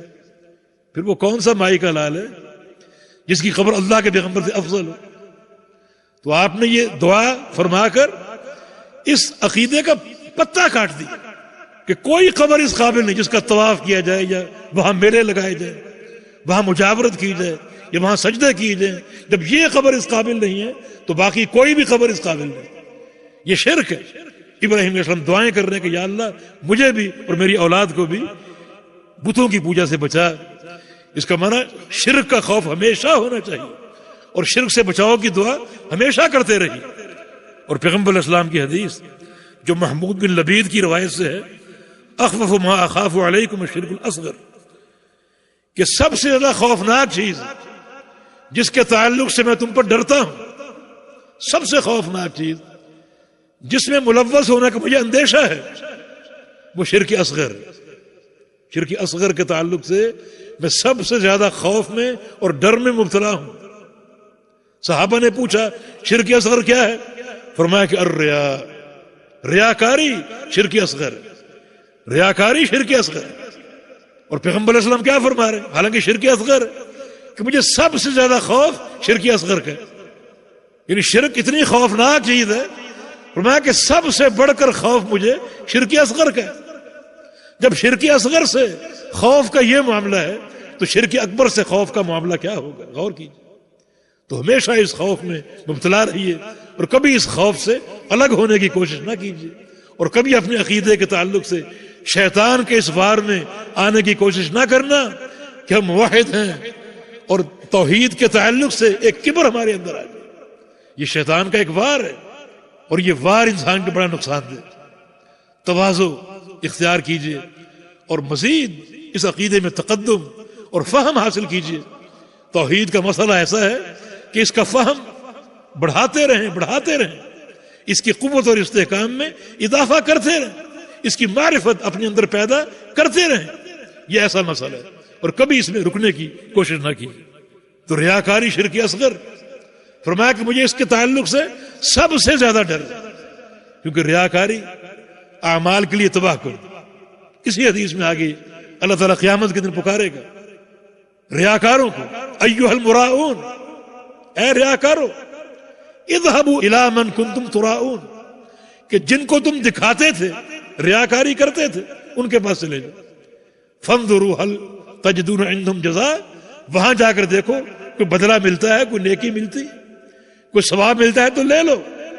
میرے پاس کچھ نہیں، کوئی اجر نہیں. انا اغنى الشرکاء، میں بڑا بے پرواہ. اگر عمل کرو گے اس میں کسی غیر کو شریک کرو گے، میں تمہیں بھی چھوڑ دوں گا، تمہارے عمل کو بھی چھوڑ دوں گا، تقسیم نہیں کروں گا کہ اتنا میرا تھا اتنا تمہارا ہے، سب چھوڑ دوں. تو ریاکاری انتہائی نقصان دہ. سب سے پہلے جہنم جن پر بھڑکے گی وہ ریاکار لوگ ہیں، چوٹی کی نیکیاں کرنے والے. ایک شہید، ایک سخی اور ایک قرآن کا عالم، مگر ریاکار تھے. سب سے پہلے جہنم میں ڈال دیے جائیں گے. اس کے راوی ابو ہریرہ اس حدیث کو کبھی کبھی بیان کرتے تو بیان سے پہلے غش کھا کر گر جاتے. کتنا خطرناک اس کا موضوع. تو پیغمبر اسلام اس تعلق سے اتنا خوف کا اظہار کر رہے ہیں تو شرک اکبر کا خوف کتنا ہونا چاہیے. تو یقیناً ہمیں اس تعلق سے تفکیر کرنی چاہیے اور سوچتے رہیں، اور کبھی عقیدہ اور نیکی کا زعم اور کبر ہمارے اندر پیدا نہ ہو. یہ شیطان کا ایسا وار ہے جو انتہائی نقصان دہ. جی. وعن ابن مسعود رضي الله عنه أن رسول الله صلى الله عليه وسلم قال: من مات وهو يدعو لله ندا دخل النار. رواه البخاري. ولمسلم عن جابر رضي الله عنه أن رسول الله صلى الله عليه وسلم قال: من لقي الله لا يشرك به شيئا دخل الجنة ومن لقيه يشرك به شيئا دخل النار. جی بارک اللہ فیکم. یہ پہلی حدیث، دو حدیثیں ہیں، ایک صحیح بخاری کی، دوسری صحیح مسلم کی. پہلی حدیث ابن مسعود رضی اللہ عنہ کی روایت سے کہ رسول اللہ صلی اللہ علیہ وسلم نے ارشاد فرمایا: من مات، جو شخص مر جائے، وهو يدعو من دون اللہ ندا، اور وہ اللہ کے سوا کسی ند کو پکارتا ہے، کسی ند کو پکارتا ہے، داخل النار، وہ جہنم میں داخل ہوگا. ند کیا ہے؟ ند شبیہ اور مثیل. کسی کو اللہ کا ند بناتا ہے، یعنی شبیہ اور مثیل بناتا ہے. کیا اس کا معنی ہے؟ اس کا معنی یہ نہیں کہ اس کو اللہ جیسا بناتا ہے. کسی ایک نقطے میں آپ کسی کو اللہ کا شریک بنائیں، اس کو اپنے اللہ کا ند بنا دیا، اللہ جیسا بنا دیا اسے آپ. اتنا یہ بھیانک جرم ہے. دیکھنا، ایک قوم اللہ کے پیغمبر کے پاس آئی، آگے یہ حدیث آئے گی، اور کسی معاملے میں نبی علیہ السلام سے کہا: ما شاء اللہ وشئت، جو اللہ چاہے اور آپ چاہیں. اتنی سی بات. رسول اللہ صلی اللہ علیہ وسلم نے فرمایا: جعلتنی للہ ندا، تم نے مجھے اللہ کا ند بنا دیا، اللہ کا ند بنا دیا. تو ند بنانے کے لیے ضروری نہیں ہے کہ اللہ تعالیٰ کے تمام اوصاف کسی میں پیدا کرو گے تو اللہ کا ند بنے گا، اس کا مثیل بنے گا. کسی ایک نقطے میں کسی کو اللہ کا مثیل بنا دو، اللہ کا شریک کر دو، تو وہ آپ نے اس شخص کو اللہ کا ند بنا دیا. اتنا بھیانک جرم. تو فرمایا کہ جو شخص اس طرح مرے کہ اس نے اللہ کے علاوہ کسی ایک عمل میں ند بنا دیا ہو، داخل النار، تو وہ جہنم میں داخل ہو جائے گا. اس کا معنی شرک ایک ایسا معاملہ ہے کہ شرک چاہے پہاڑ جیسا ہو یا سوئی جیسا ہو، دونوں کی برائی برابر ہے اور دونوں انسان جہنم میں، دونوں جہنم، خواہ پہاڑ جیسا ہو خواہ سوئی جیسا ہو. موسیٰ علیہ السلام کی قوم نے کیا کہا تھا؟ اجعل لنا الہا کما لہم آلہہ، جیسا ان کا الہ ہے ویسا ہمارا الہ بنا دو پورا کا پورا۔ نبی علیہ السلام کی قوم نے کیا کہا؟ اجعل لنا ذات انواط کما لہم ذات انواط، کہ یا رسول اللہ صلی اللہ علیہ وسلم جیسا مشرکین کا درخت ہے یہ، ایسا ہمارا بھی بنا دیجیے، تاکہ ہم جب کسی جہادی مشن پر جائیں تو اپنے ہتھیار اس سے معلق کریں، لٹکائیں، ہم کو فتح مل جائے۔ قوم موسیٰ کا مطالبہ پورے الہ کا تھا، ان کا مطالبہ ایک درخت کا تھا، کہاں ایک الہ کی بات اور کہاں ایک درخت کی بات۔ مگر رسول اللہ صلی اللہ علیہ وسلم نے فرمایا کہ قولکم ھذا کما قالت بنو اسرائیل لموسیٰ علیہ السلام، تمہاری یہ بات بالکل ویسی ہی ہے جیسی قوم موسیٰ کی تھی، کوئی فرق ہے؟ تو شرک جیسا بھی ہو قابل مذمت اور اس انسان کے لیے دائمی جہنمی ہونے کا ذریعہ اور باعث بنے گا۔ یہ پہلی حدیث۔ دوسری صحیح مسلم کی حدیث جناب جابر سے مروی ہے ان رسول اللہ صلی اللہ علیہ وسلم قال من لقی اللہ لا یشرک به شیئا دخل الجنہ ومن لقیہ یشرک به شیئا دخل النار۔ جناب جابر کی روایت سے، جناب جابر انصاری صحابی، ان کے والد کا نام عبداللہ، اور یہ بھی نبی علیہ السلام کے کثیر الروایہ صحابی ہیں اور بڑے عظیم مناقب کے یہ مالک تھے، طویل العمر تھے، 94 سال کی عمر تھی، اور اپنی عمر کے آخر میں نابینا ہو گئے تھے، اور نابینا ہونا بھی ایک شرف کی بات ہے۔ حدیث میں تھا کہ جو شخص نابینا ہو جائے اور صبر کرے، اللہ تعالیٰ اس کی ان 2 آنکھوں کے بدلے اس کو جنت کے سوا کچھ نہیں دے گا اگر وہ صبر کرتا۔ تو یقیناً یہ راستہ عظیمت کا راستہ ہے جس کو صحابہ نے اختیار کیا۔ ان کے والد بھی بڑے صاحب عظیمت تھے، جنگ احد میں شہید ہو گئے تھے، جنگ احد میں، اور جناب جابر پریشان تھے۔ اگلے دن اللہ کے نبی نے جابر کو بلایا اور کہا کہ جابر ان اللہ تکلم اباک کفاح، تیرے والد کل شہید ہوئے، اللہ تعالیٰ نے تیرے والد عبداللہ کو سامنے بٹھا کر باتیں کی، سامنے بٹھا کر۔ اللہ اکبر، یہ صحابہ کے مناقب۔ تو جناب جابر سے یہ حدیث مروی ہے من لاقی اللہ لا یشرک به شیئا دخل الجنہ، کہ جو شخص اللہ تعالیٰ کو ملے اس طرح کہ اس نے شرک نہ کیا، توحید کے ساتھ ملے، وہ جنت میں داخل ہو، اور جو اللہ کو ملے شرک کرتے ہوئے وہ یقیناً جہنم میں داخل ہو۔ ایک حدیث میں ان دونوں کو موجبتان کہا گیا، 2 عمل واجب کرنے والے، جو توحید پر قائم رہا، توحید پر چلتا رہا حتیٰ کہ توحید پر موت آ گئی، تو یہ عمل اس کا جنت کو واجب کر دے گا۔ جو شرک پر قائم رہا، شرک کرتا رہا حتیٰ کہ موت شرک پر آئی، تو اس کا یہ عمل اس کے لیے جہنم کو واجب کر دے گا۔ موجبتان، یہ دونوں عمل موجب ہیں۔ تو یہ وعیدیں ہم سے کیا تقاضا کرتی؟ تقاضا یہ ہے کہ ہمارے دلوں میں شرک کی ہیبت، شرک کی خطورت اور شرک کا خوف مستقل ہونا چاہیے۔ ہمیشہ شرک کے تعلق سے ڈرتے رہیں، اللہ تعالیٰ سے پناہ طلب کرتے رہیں، اپنے عقیدے کو چیک کرتے رہیں کہ کوئی معاملہ شرک کا داخل تو نہیں ہو گیا۔ عملی طور پہ، قولی طور پہ کچھ عمل شرک ہوتے ہیں، کچھ قول شرک ہوتے ہیں، کچھ باتیں شرک ہوتی ہیں۔ ہر بات شرعی میزان پر تول کر کریں اور ہر عمل کو شریعت کے میزان پر تول کر اختیار کریں، تاکہ بد عقیدگی داخل نہ ہونے پائے اور ہمارے عمل میں، زندگی میں شامل نہ ہونے پائے۔ قال المؤلف رحمه الله تعالى في باب الدعاء إلى شهادة أن لا إله إلا الله، وقول الله تعالى قل هذه سبيلي أدعو إلى الله على بصيرة أنا ومن اتبعني وسبحان الله وما أنا من المشركين۔ عن ابن عباس رضي الله عنه أن رسول الله صلى الله عليه وسلم لما بعث معاذا إلى اليمن قال له إنك تأتي قوما من أهل الكتاب فليكن أول ما تدعوهم إليه شهادة أن لا إله إلا الله، وفي رواية إلى أن يوحدوا الله، فإنهم أطاعوك لذلك فأعلمهم أن الله افترض عليهم 5 صلوات في كل يوم وليلة، فإنهم أطاعوك لذلك فأعلمهم أن الله افترض عليهم صدقة تؤخذ من أغنيائهم فترد على فقرائهم، فإنهم أطاعوك لذلك فإياك وكرائم أموالهم واتق دعوة المظلوم فإنه ليس بينها وبين الله حجاب۔ بارک اللہ فیک. اچھے لہجے میں قرآن پڑھنے کی کوشش کریں. اللہ تعالیٰ مجھے اور آپ کو توفیق دے. یہ بھی دین میں انتہائی افضلیت والا عمل ہے. نبی علیہ السلام کی حدیث ہے کہ ما اذن اللہ لشیء اذنہ لنبی یتغنی بالقرآن. اللہ تعالیٰ جس شوق سے، جس محبت سے اپنے نبی کی قرآن کی تلاوت سنتا ہے، اس محبت سے اور کوئی چیز نہیں سنتا. تو اللہ تعالیٰ اچھے لہجے سے ہمیں قرآن پڑھنے کی توفیق عطا فرمائے.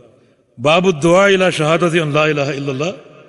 لا الہ الا اللہ کی شہادت کی طرف دعوت دینا اور بلانا. کیا ترتیب ہے صاحب کتاب کی، شیخ الاسلام کی؟ 4 چیزیں واضح کر دی. ایک توحید کا وجوب، توحید کی فضیلت، اور توحید کی تحقیق، اور شرک کا خوف. اچھی طرح سمجھ لیا اور اپنے قلوب اور اعمال کو توحید کے نور سے سجا لیا، منور کر لیا. اللہ تعالیٰ اس پر استقامت دے. اب اس نعمت کو اپنے تک محدود نہ رکھو، بلکہ اس کو آگے بیان کرو. آگے توحید کی دعوت دو، توحید کے داعی بنو اور توحید کے مبلغ بنو. داعی ہونا ہر مومن کا کردار ہے. اس کو علماء نے واجب کہا ہے. ہر مومن، میں بھی آپ بھی، ہر مومن داعی ہوتا ہے. نبی علیہ السلام کی حدیث، جب آپ نے حج کے موقع پر خطبہ دیا، لوگوں کا جمع غفیر تھا، کچھ نے سنا اور کچھ نے نہیں سنا. فرمایا کہ فَلْيُبَلِّغِ الشَّاهِدُ الْغَائِبَ، کہ جو لوگ یہاں موجود ہیں میرے خطبے کو سننے والے، وہ اس خطبے کو آگے پہنچائیں جنہوں نے نہیں سنا. حالانکہ اکثریت کن لوگوں کی تھی؟ جنہوں نے پہلی بار پیغمبر علیہ السلام کو دیکھا تھا. 1 لاکھ سے زائد صحابہ تھے، پہلی بار پیغمبر علیہ السلام کو دیکھا تھا. ان پر بھی آپ نے فرض قرار دیا کہ میری بات کو آگے پہنچانا ہے، اس خطبے کو آگے پہنچانا ہے. مانا ہر مومن کے لیے داعی ہونا یہ فرض ہے، واجبات میں سے. اور توحید کی دعوت یقیناً اوجب الواجبات ہے. اور اس کی فضیلت یہ ہے، من احسن قولا ممن دعا الی اللہ، کہ جو اللہ کے دین کا داعی ہو، اللہ کی توحید کا داعی ہو، اس سے بہتر بات اور کس کی ہو سکتی؟ بندے کی زبان سے نکلنے والے کلمات میں سب سے بہترین کلمہ کیا ہے؟ اللہ کے دین کی دعوت، اللہ کی توحید کی دعوت. اسی لیے نبی علیہ السلام کا فرمان ہے المؤذنون اطول اعناقا یوم القیامہ، کہ قیامت کے دن مؤذنوں کی گردنیں سب سے لمبی ہوں. کیوں؟ وہ اللہ اکبر اللہ اکبر اشہد ان لا الہ الا اللہ کی اذانیں دیتے. ایک سفر میں اللہ کے پیغمبر صحابہ کرام کے ساتھ تھے، کہیں پڑاؤ ڈالا، دور سے ایک مبہم آواز آئی، پتہ نہیں کس کی تھی، اذان دے رہا، اللہ اکبر اللہ اکبر. اللہ کے پیغمبر نے سنا، فرمایا عدل فطرہ، یہ شخص جو بھی ہے فطرت پر ہے. اس نے کہا اشہد ان لا الہ الا اللہ. اللہ کے پیغمبر نے فرمایا دخلت الجنہ، جنت میں داخل ہو چکا ہے. اذان، دعوت الی اللہ، اللہ کی توحید کی گواہی، کتنی اس میں عظمت. صحابہ نے یہ بات سنی، اس شخص کو دیکھنے کا شوق پیدا ہو کہ ایک چلتے پھرتے جنتی کو اپنی آنکھوں سے دیکھیں. اس کو تلاش کرنے لگے، مل گیا، ایک گھاٹی پر مل گیا. وہ کون تھا؟ کان راعی غنم، بکریوں کا چرواہا تھا، بکریاں چرا رہا تھا. نماز کا وقت ہوتا، اکیلا تھا، اذان کہتا، اقامت کہتا اور نماز شروع کر دیتا. اللہ تعالیٰ ایسے بندوں کے پیچھے فرشتوں کو کھڑا کر کے اس کو جماعت کا ثواب دیتا. تو دیکھیں بشارت، دعوت الی اللہ. اور جو شخص فہم کے ساتھ توحید کی دعوت دے، اکثر آج مؤذن وہ ہیں جن کو اذان کا معنی معلوم نہیں، بشارت ہے، لیکن جو شخص بصیرت کے ساتھ اور فہم کے ساتھ توحید کا داعی ہوگا، اس کا کتنا اجر ہوگا، کیا اس کا مرتبہ اور مقام ہوگا، کتنا اس کا مرتبہ اور مقام ہوگا. بلال حبشی کا یہ مقام، مؤذن رسول اللہ تھے، ان کو یہ شرف حاصل. نبی علیہ السلام نے فرمایا تھا بلال بما سبقتنی الجنہ، تو جنت میں میرے آگے آگے کیسے؟ میں جنت میں جہاں بھی گیا آگے تیری آواز آ رہی، مجھ سے آگے. یہ شرف کیسے مل گیا؟ مؤذن رسول اللہ صلی اللہ علیہ وسلم. آپ کے ذہن میں اشکال آئے گا کہ بلال اللہ کے نبی سے آگے کیسے؟ نبی سب سے آگے ہوتا ہے. ابن قیم رحمہ اللہ نے بڑی اس پر عمدہ تقریر کی، بڑا عمدہ لکھا ہے اس پر. وہ کہتا ہے کہ بلال حبشی کا آگے ہونا یہ نبی علیہ السلام سے تقدم نہیں، بلکہ نبی علیہ السلام کے لیے پروٹوکول ہے.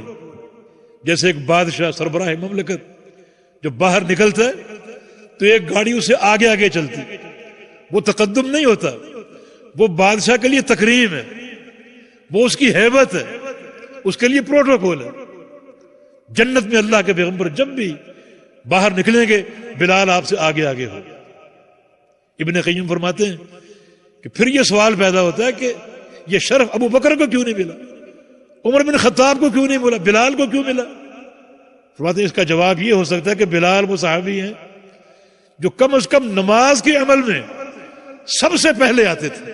مؤذن تھے نا، مؤذن کا کام کیا ہے؟ سب سے پہلے مسجد میں آنا، مسجد کو کھولنا، اذان دینا. اس عمل میں یہ سابقین میں سے تھے.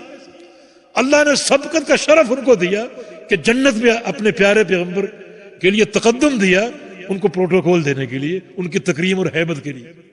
تو دعوت اللہ بڑا عظیم مشن ہے. اللہ کے دین کے داعی بن جاؤ اور توحید کے داعی بن جاؤ. باب الدعاء الی شہادت لا الہ الا اللہ، لا الہ الا اللہ کی گواہی کی دعوت دیتے رہنا، لوگوں کو بلاتے رہنا اپنی حدود کے بقدر، اپنی حدود کے بقدر. اس کے لیے ضروری نہیں کہ بندہ عالم فاضل ہو، جس کے پاس جو علم ہے وہ پہنچا دے. نبی علیہ السلام نے میدان مینا میں دعا کی تھی حج کے موقع پر، نضر اللہ عمران سامع مقالتی فحفظها ثم اداها كما سمعها. اللہ تعالیٰ اس شخص کے چہرے کو تر و تازہ کر دے جو میری ایک حدیث سن لے، اس کو یاد کر لے اور آگے پہنچا دے. ایک حدیث. اور بعض روایتوں میں الفاظ ہیں کہ سمع منی شیئا، مجھ سے کچھ بھی سن لیا. اور ایک حدیث کے الفاظ ہیں سمع منی کلمۃ، مجھ سے ایک لفظ سن لیا اور وہ آگے پہنچا دیا. ایک لفظ.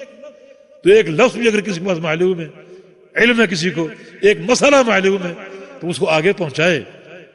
دعوت دین ایک بڑے شرف کی بات ہے. اور پھر توحید کی دعوت سب سے بڑا شرف ہے. یہ انبیاء کا راستہ ہے اور انبیاء کا مشن ہے. اور یہی اول و آخر ہے، یہی اول و آخر کہ ایک انسان اپنی زندگی میں اپنا مشن بنائے توحید کی خدمت کا اور توحید کے کام کا. یہی ہماری سیاست ہے. ہماری سیاست دعوت توحید کا نام. یہی ہمارا مشن ہے. ہمارا مشن دعوت توحید کا نام. اللہ تعالی ہمیں اس کی توفیق عطا فرما دے. بقول اللہ تعالی قل هذه سبیلی ادعو الی اللہ علی بصیرہ. اے پیغمبر کہہ دیجئے یہی میرا راستہ ہے، یعنی دعوت کا راستہ. کچھ علماء نے کہا کہ یہ ہادی کا اشارہ دعوت کی طرف ہے جو کہ محذوف ہے، اور چونکہ معروف ہے اور آیت کے سیاق سے یہ بات واضح ہو رہی ہے اس لیے اس کا حذف جائز ہے. بعض علماء نے کہا کہ ہادی کا اشارہ مذکور ہے. یہ سورہ یوسف کی آیت ہے، سورہ یوسف کی آخری آیات میں سے ہے. اور اس سے قبل بہت سی صورت، سورہ ابراہیم موجود ہے، سورہ یونس موجود ہے، سورہ ہود موجود ہے. اور ان تمام صورتوں میں انبیاء کے واقعات، ان کی دعوت کے احوال، ان کا بیان توحید، ان کی ابتلاء، ان کا صبر، یہ سب مذکور ہے. سارے واقعات بیان کیے. حتیٰ کہ سورہ یوسف آ گئی، یوسف علیہ السلام کی دعوت، یعقوب علیہ السلام کی دعوت سب بیان ہو چکی. اب آخر میں فرمایا قل، اے پیغمبر آپ بھی کہہ دیجئے ہذہ سبیلی، میرا راستہ بھی یہی ہے، کوئی اس سے مختلف نہیں. سورہ ہود ایک تاریخ ہے انبیاء کی دعوت کی. اللہ کے پیغمبر فرمایا کرتے تھے شیبتنی ہود، سورہ ہود پڑھ پڑھ کے میں بوڑھا ہو گیا، اس سورہ نے مجھے بوڑھا کر دیا. اتنا ثقل دعوت کا. تو یقیناً ہم بھی اس مشن کو اپنائیں، اس مہم کو اختیار کریں. یہی میرا راستہ ہے. کیا؟ ادعو الی اللہ، کہ میں اللہ کی طرف دعوت دیتا ہوں، اللہ کی طرف بلاتا ہوں. علی بصیرہ، بصیرت کے ساتھ، علم کے ساتھ، معرفت کے ساتھ، جہل کے ساتھ نہیں. دعوت علم کے ساتھ ہوتی ہے، بصیرت کے ساتھ ہوتی ہے اور یقین کے ساتھ ہوتی ہے. تو آپ کیا کہیں گے کہ جو شباب دعوت کا کام کر رہے ہیں، بعض اوقات دروس دیتے ہیں، خطبات کے ترجمے کرتے، وہ نہ کریں؟ نہیں، وہ کریں. ہر شخص داعی ہے. دعوت کا کام کریں، دروس کا کام کریں، خطبات کا کام کریں، لیکن فتوے کا کام نہ کریں. جب بات فتوے کی آئے تو لوگوں کو جوڑ دیں علماء کے ساتھ. یہ منہج ہے. پھر خود مفتی نہ بنے کہ چونکہ میں درس بھی دے رہا ہوں مجھے فتوے کا حق ہے. نہیں، اس سے بعد کو بڑی اضطراب پیدا ہوتے ہیں، بے چینیاں پیدا ہوتی ہیں. تو شباب دعوت دین کا کام کریں، مگر اہم امور میں اور فتاوی جات میں لوگوں کو جوڑیں علماء کے ساتھ، اور یہ بڑا پرسکون راستہ ہوگا. اور اگر خود اس میں تدخل کریں گے اور خود اس میں داخل ہوں گے، مفتی بنیں گے، تو اس سے بڑے فتنے جنم میں لیتے ہیں، اور جہالت کی بنا پر بعض اوقات بڑی غلط باتیں دین بن جاتی ہیں اور لوگ مبتلا فتنہ بن جاتے ہیں. جی انا ومن اتبعنی، فرمایا کہ منہج میرا ہے اور میری اتباع کرنے والوں. اس کا معنی کیا ہوا کہ اللہ کے پیغمبر کی اتباع کرنے والے، جن کو دعویٰ ہے کہ میں پیغمبر اسلام کا متبع، جس کو دعویٰ ہے وہ اس اسوہ کو اپنائے کہ جیسے اللہ کے پیغمبر داعی تھے میں بھی داعی بنوں. اتباع کا دعویٰ صرف رفع الیدین سے یا آمین سے پورا نہیں ہو جاتا.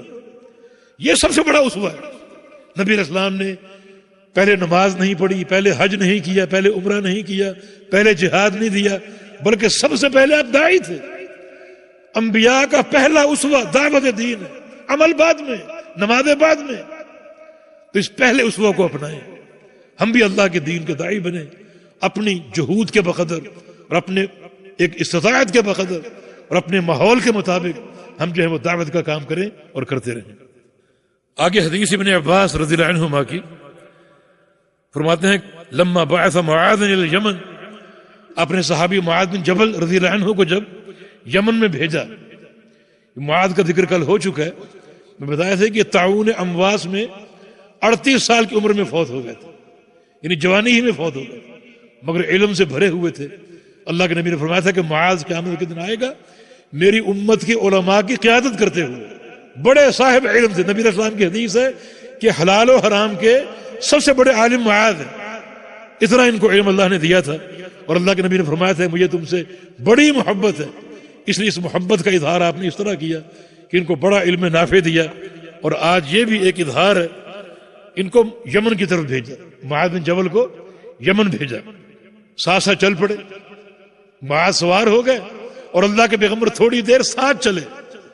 ایک دو باتیں ارشاد فرمائی. معاذ انک تأتی قوما من اہل الکتاب، جس علاقے میں آپ جا رہے ہیں وہاں سارے اہل کتاب ہیں یا اکثر اہل کتاب، یعنی میدان بڑا سخت ہے، میدان بڑا سخت ہے اور آپ کو بڑا کام کرنا ہوگا. ایک نقطہ یہاں قابل غور ہے، اتنا سخت محاذ ہے اور اللہ کے نبی نے اکیلے معاذ کو بھیجا. جماعت کیوں نہیں بھیجی؟ آج تبلیغی مشن میں جماعتیں جاتی ہیں، جماعت آ رہی ہے، جماعت جا رہی. یہ اللہ کے نبی کا منہج نہیں ہے. دعوت کے لیے جماعت کا جانا، جماعت کا آنا، یہ اللہ کے پیغمبر کا منہج نہیں ہے. دعوت کے لیے داعی جاتا ہے، ایک جائے دو جائے، یہ منہج ہے مصطفیٰ صلی اللہ علیہ وسلم. ایک فرد کو آپ نے معاذ بن جبل کو بھیجا، حالانکہ سخت ترین محاذ ہے، جماعت بھیجتے، مگر جماعت بھیجنا دعوت کے لیے نبی علیہ السلام کی سنت سے ثابت نہیں. جو 70 صحابہ کی جماعت ایک بار آپ نے بھیجی تھی تو وہ صرف دعوت کا مقصد نہیں تھا، بلکہ ان لوگوں کے اپنے پڑوسیوں سے جو جنگ و جدال بھی جاری تھا تو آپ نے ان کی مدد کے لیے، ان کی تعداد بڑھانے کے لیے 70 قراء بھیجے جو ان کے ہاں تعلیم کا کام بھی کریں اور میدان جہاد میں ان کی مدد بھی کریں، جن کو دھوکے سے شہید کر دیا گیا تھا. لیکن نبی علیہ السلام کی سنت اور طریقہ دعوت کے لیے ایک داعی کا بھیجنا ہے، جماعت کا بھیجنا ہے. یہ جماعت بھیجنا، یہ تاثر کیوں ہے؟ یہ بات کب سے شروع ہوئی؟ جب سے بھی شروع ہوئی، لیکن اس کی اساس ایک بڑی غلط بات ہے، اور وہ یہ ہے کہ کچھ لوگ کہتے ہیں کہ دین کے معاملے میں خبر واحد حجت نہیں، یعنی ایک شخص کا جانا حجت نہیں ہے، پوری جماعت جائے تو جماعت کا جانا حجت ہوگا. یہ عقیدہ باطل ہے، یہ عقیدہ غلط ہے. عقیدہ ہو، احکام ہو، دین کا کوئی شعبہ ہو، اگر خبر واحد ایک ثقہ پر مشتمل ہے تو اس کی بات حجت ہے اور دلیل ہے. متواتر یہ کب سے آ گیا اور تواتر کی بات کب سے ہو رہی ہے؟ سلف صالحین کے دور میں ایسا کوئی نظریہ نہیں تھا، یہ متاخرین کی باتیں ہیں. سلف صالحین کے دور میں متواتر اور احاد میں کوئی فرق نہیں تھا، کوئی فرق نہیں تھا. دیکھیں نبی علیہ السلام کی ایک حدیث مثلا 50 صحابہ نے سنی، 50 صحابہ نے سنی، اب وہ پھیل گئے، کوئی مصر چلا گیا، کوئی شام چلا گیا، کوئی بغداد چلا گیا، کوئی خراسان چلا گیا اور جا کر وہ حدیث وہاں بیان کی. تو صحابی ایک ہے، جماعت ہے، وہ تو ایک ہی ہے نا.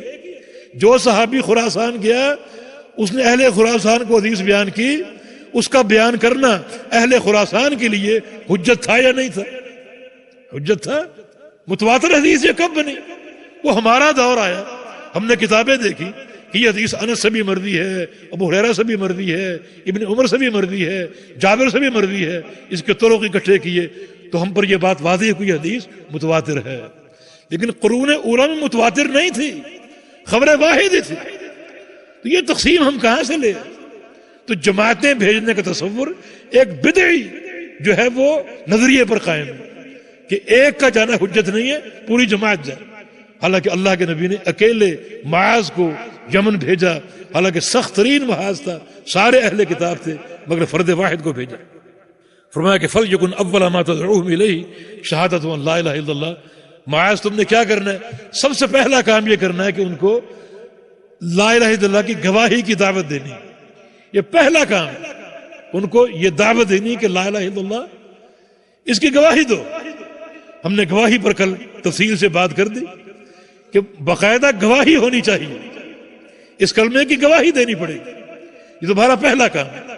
اس کے لیے کوشش کرو، اس کے لیے محنت کرو، اور جب تک لا الہ الا اللہ کی گواہی وہ نہ دینے لگیں اس وقت تک دوسری بات نہیں کرنی، دوسری بات نہیں، یہ کفار کے مجتمع میں۔